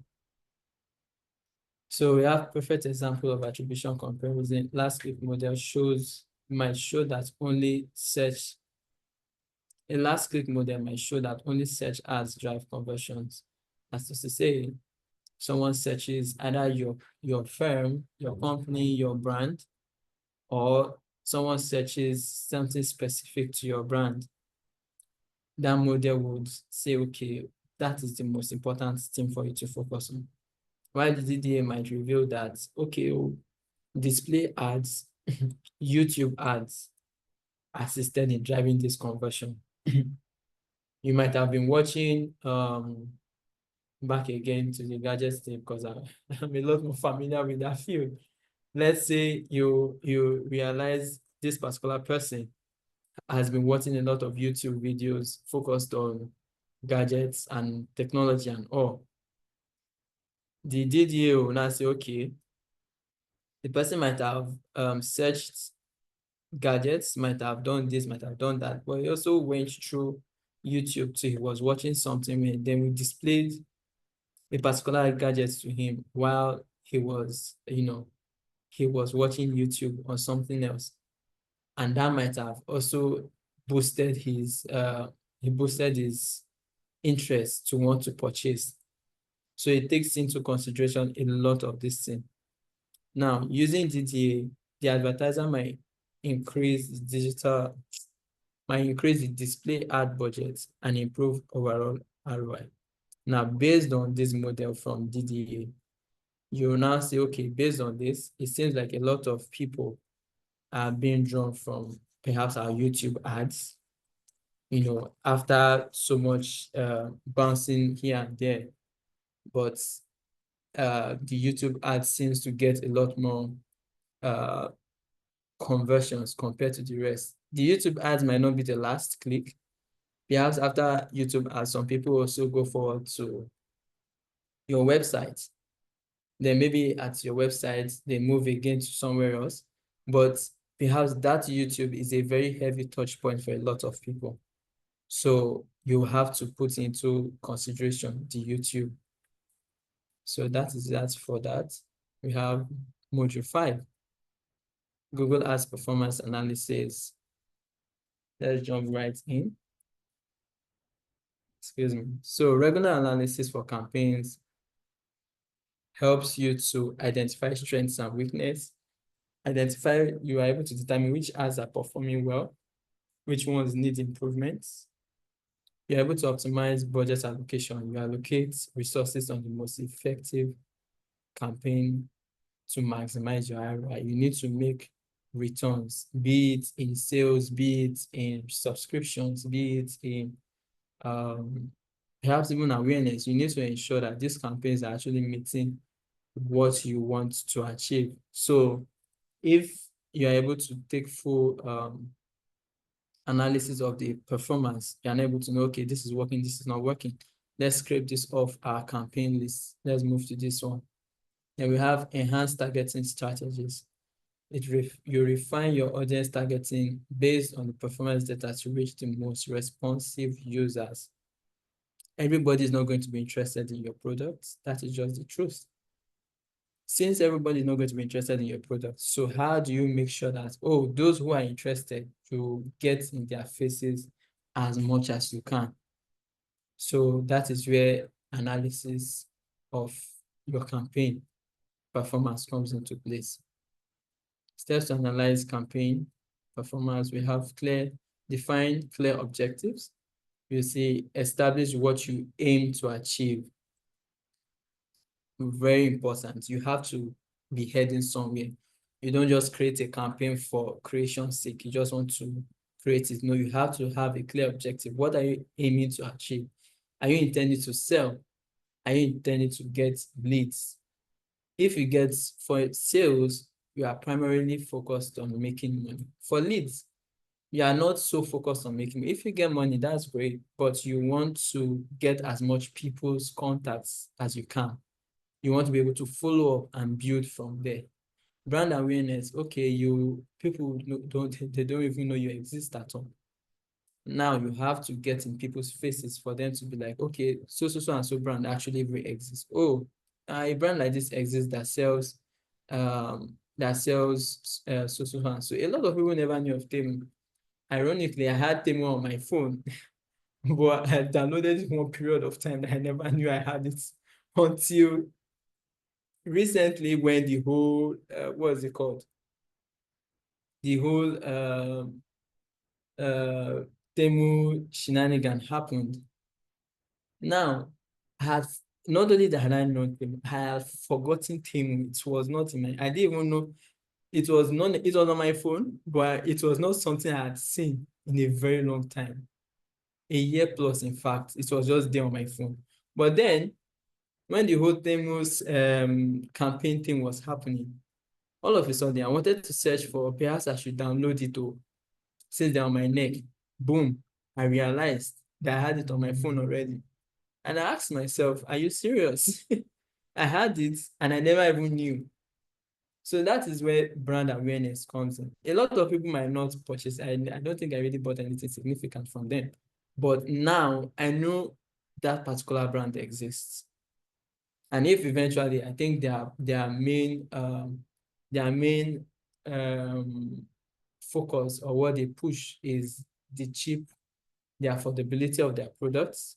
So if in case sometime around maybe next week, 2 weeks from now, I'm like, I think I want to buy something.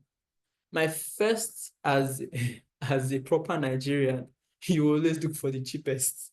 My first instinct is to, okay, if I'm going to buy anything online, let me check them. I think let me use their price to gauge which is expensive, which is cheap, like that. I don't need to think twice. It's already, they've made their brand aware to me.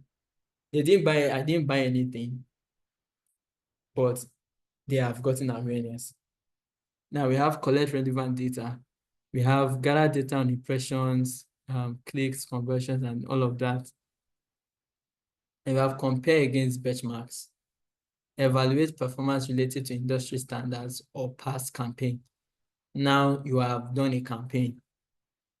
Is it doing better than your past one? You did a campaign last month and you've done a campaign this month.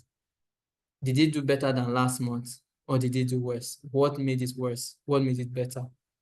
You evaluate those things, even on an industry standard. Okay, now Temu has set quite a large bar for people within that industry.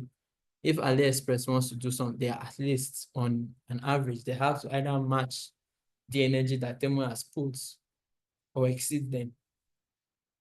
So you begin to understand, okay, based on the industry standard, is this meeting up to what my competitors within my industry are doing?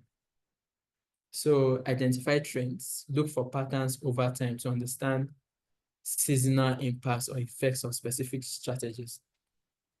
Now, the campaign you will run, let's say a gadget is being released immediately.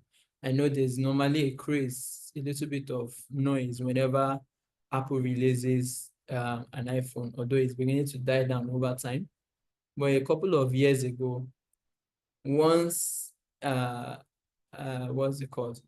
An iPhone is being released, there's a lot of noise. Everybody's talking about it. If you search on Google, it's top searched. If you use your Google Analytics, you search it, you see it everywhere. You see the amount of searches just keep increasing within. I think they released their mobile phones around September, October-ish. Now, if you are going to do a campaign, let's say you sell gadgets, a campaign you're going to run on, come and buy iPhone around September, October. For the same product, it could even be the same latest product. Let's say 16. Let's say 16 is the recent one that came out as a then. September, October, the device just came out. You ran a campaign. What you are going to get in September, October will not be the same as what you are going to get the next year, January. So you need to understand these patterns. Know that, okay, on some certain seasons, some certain months, some certain times, is this particular thing either boosts my what's it called? Either boosts my sales or affects it negatively. There are times when certain news might affect your business. So you need to understand this pattern, or certain times, certain periods of the year that might affect your business. So we have implement improvements. Based on your analysis, you now adjust your bids, adjust your targeting, your ad creatives being any visual content you attach. That can be an image, that can be video, to help enhance your performance. On to the next. Please, are you still with me? Yes, Hello? Mr. Philip. All right. So we have understanding the Google Ads dashboard. This is very straightforward once more. Google Ads dashboard is a central hub for managing and monitoring campaigns. Familiarity with its features enables efficient navigation and swift decision making.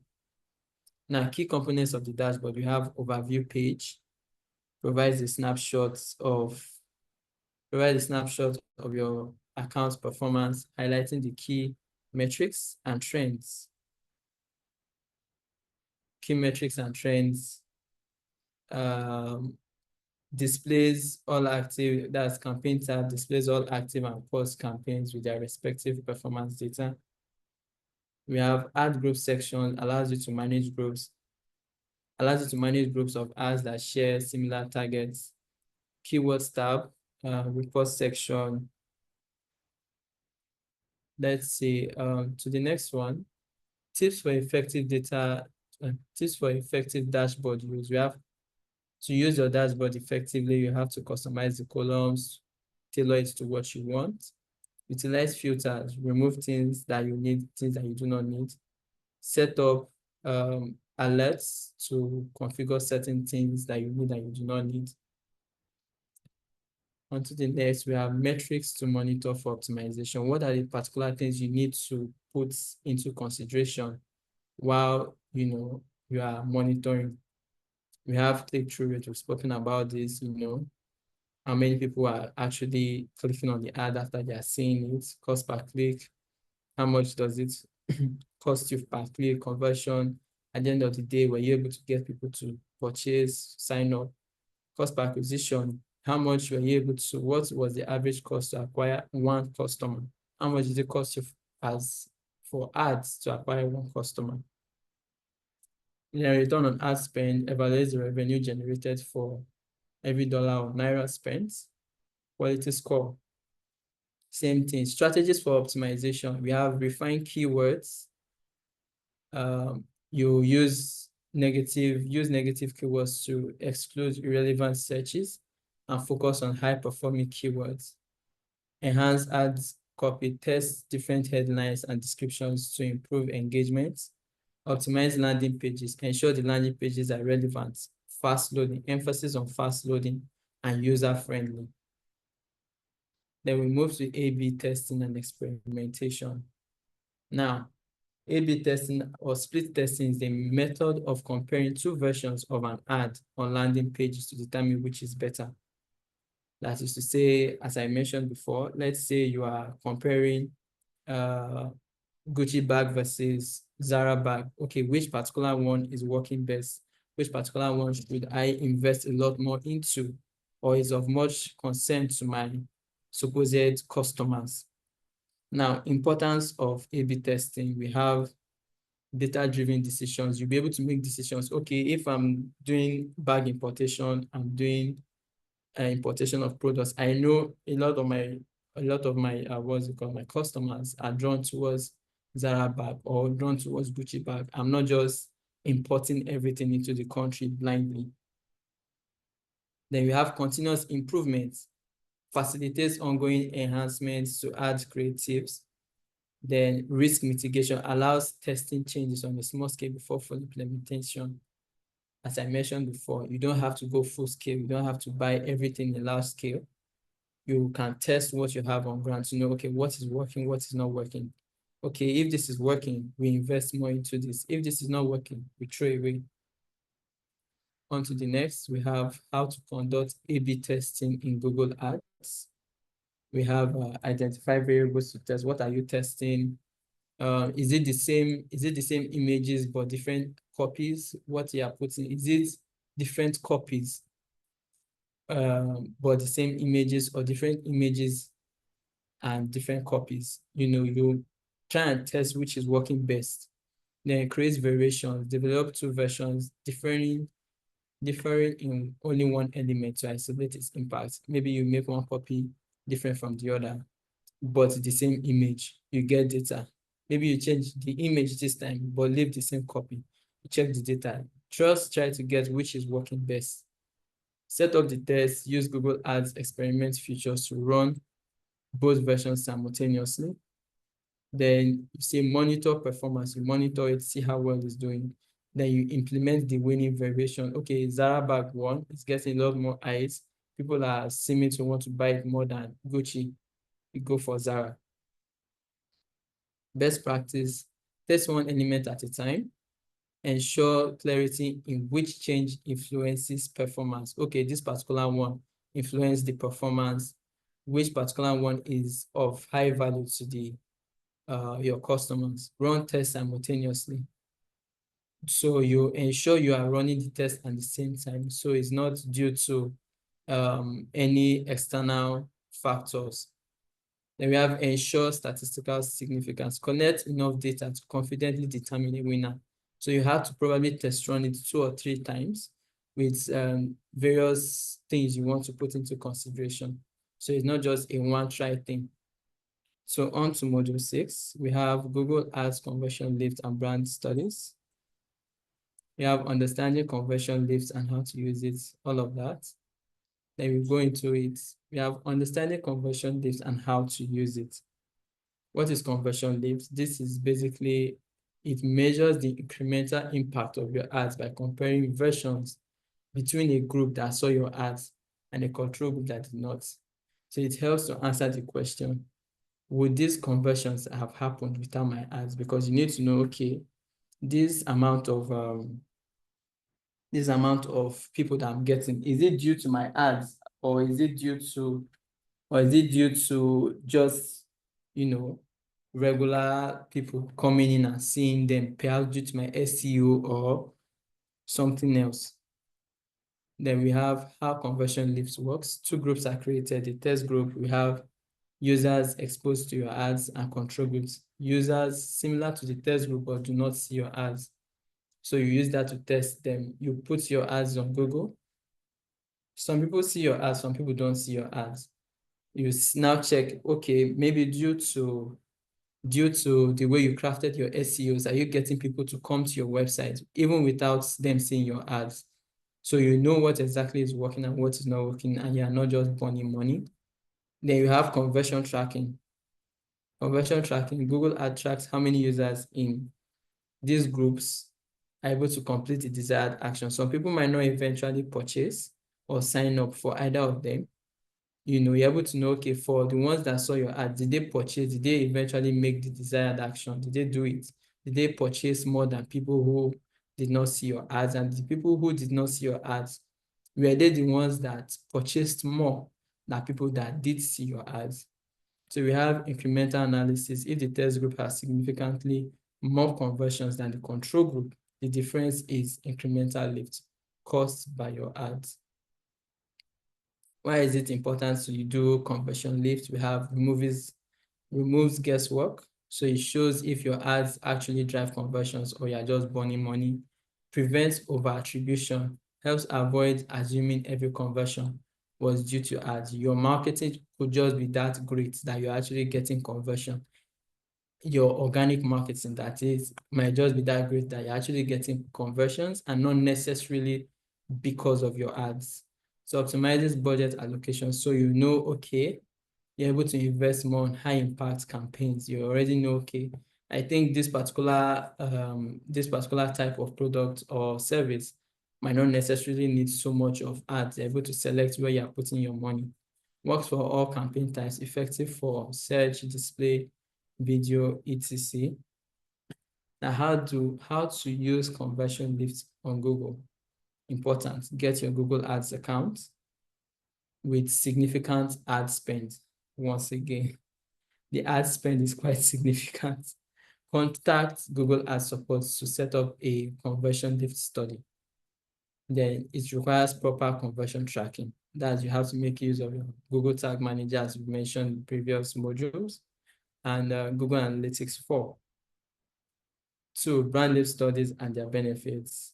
We have what is brand lift study. We have brand lift study measures how your ads impact brand awareness, perception, consideration by surveying users who were exposed to your ad and those who were not.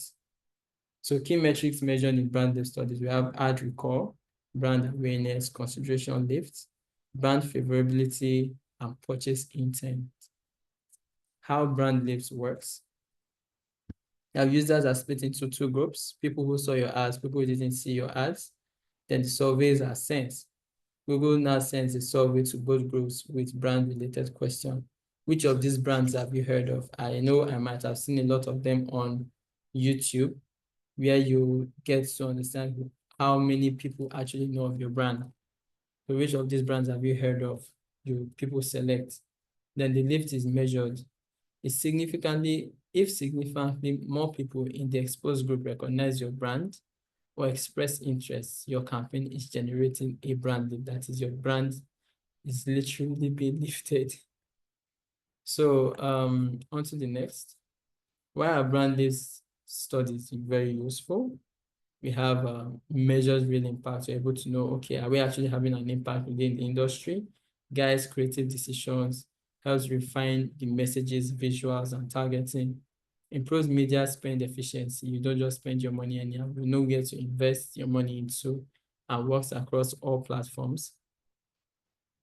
Now, using lifts studies to improve ad effectiveness, we have how lift studies help optimize ads. We have conversion lift studies, we have brand lift studies. All of these help optimize your ads. We have best practice for implementing lift studies. We have ensure large sample size, run studies for a minimum duration, test different campaign types, use results to adjust strategies. When you get your results, you're able to know, okay, you shift your budgets to much more effective formats. Then we are off to module 7. So we have advanced measurement strategies. First, we have customer lifetime value and ROS calculation. So customer lifetime value is the total revenue a business expects to earn from a single customer throughout their entire relationship. It tells advertisers determine how much to spend on acquiring new customers while maintaining profitability. You need to know how long a particular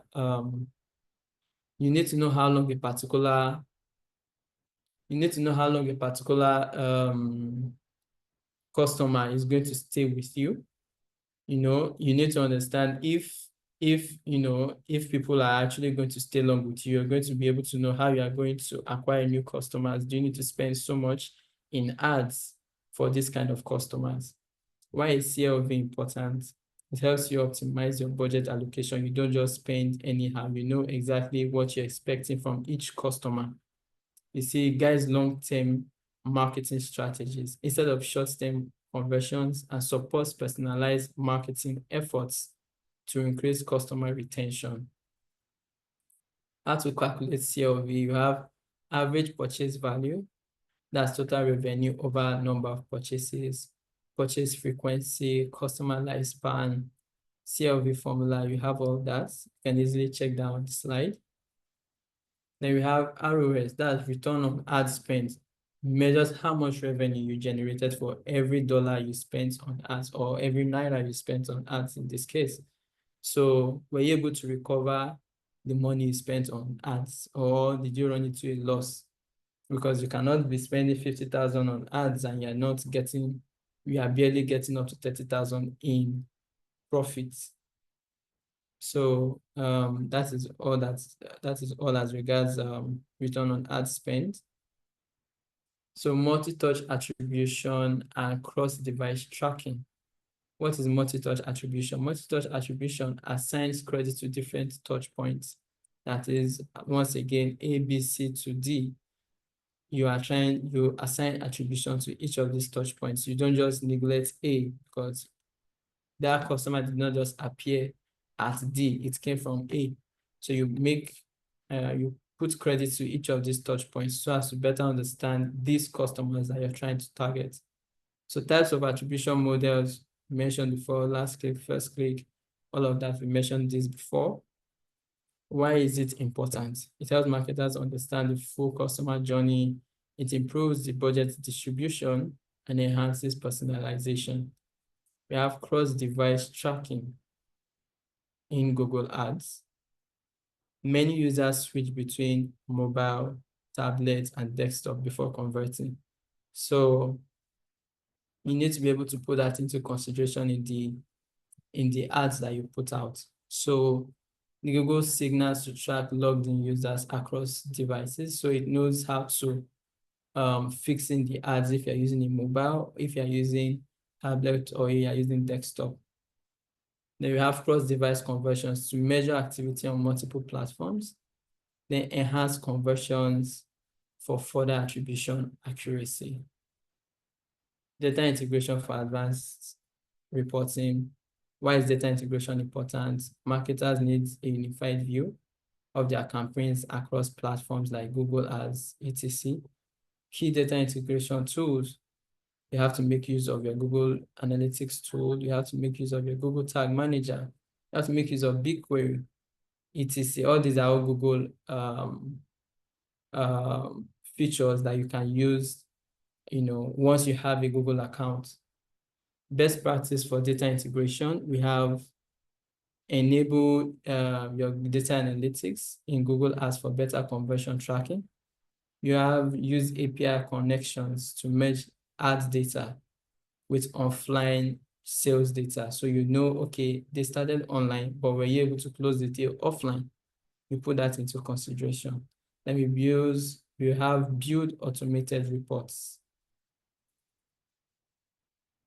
So automation and machine learning measurements. I think we mentioned this before, where you have how it helps you make better decisions based on the data has been able to get from a lot of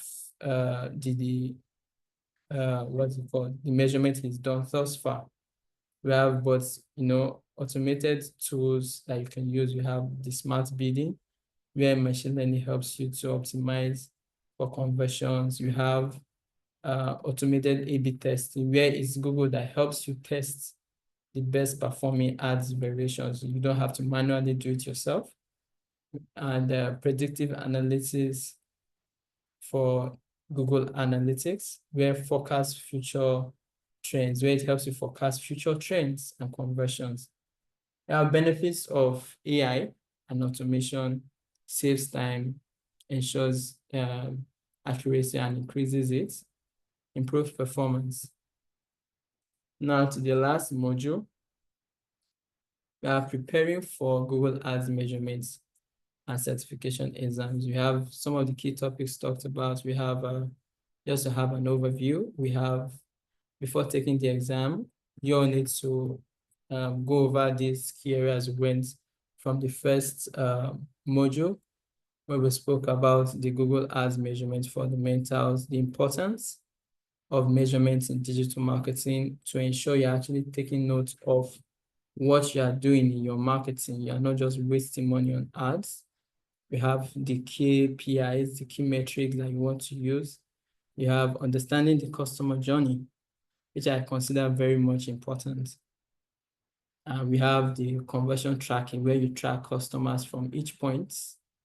And it's not just, you want to make sure that you know exactly what your customer wants, when they want it, and how they want it. It's not just, you're not just making assumptions about what you're doing, but you're actually making them based on data you've gotten from, from your tracking, features. So we have reporting and analytics, where you have, you are going to make reports from using, from using visual reports to know, okay, what particular thing is working, what is not working, what do we need to tweak, what do we need to remove, what do we need to add. We've mentioned that in the previous module. And advanced measurement strategies, where we're talking about, okay, customer lifetime value. A customer is not going to be with you all through their life. At some point, they're going to switch brands. So how long are they going to last with you, and how much should you spend to get that customer? You can't spend beyond the lifetime value that you're expecting to get from that customer. You have data integration for advanced reporting and AI and automation management. And I believe that has come to the end of my what's it called, my training. Thank you very much. Hello. Yes, Mr. Phillips. Thank Yeah. you. Thank you. So Okay. Please, if you're still on the call, let's give Mr. Philip a round of applause. Let's give him a round of applause in the chat room, please. Okay, and please let's ensure to go through the chat room. The link to the Telegram group have been posted. The link to the YouTube have been posted. Attenders have been posted, and also we have a link where you give your feedback about today's class and the subsequent classes. So please do well to drop to fill in the feedback form, and also the material for today's class and the link to the video will also be posted on the Telegram group. Thank you so much for your time, and I'm sure we learned a lot from today's class. thank you very much. I really appreciate it. Thank you, Mr. Philip. Thank you so much. Yes, sir. So don't forget, check the YouTube, follow us on our social media, and we hope to have you back in class the next session. Thank you so much. Goodbye.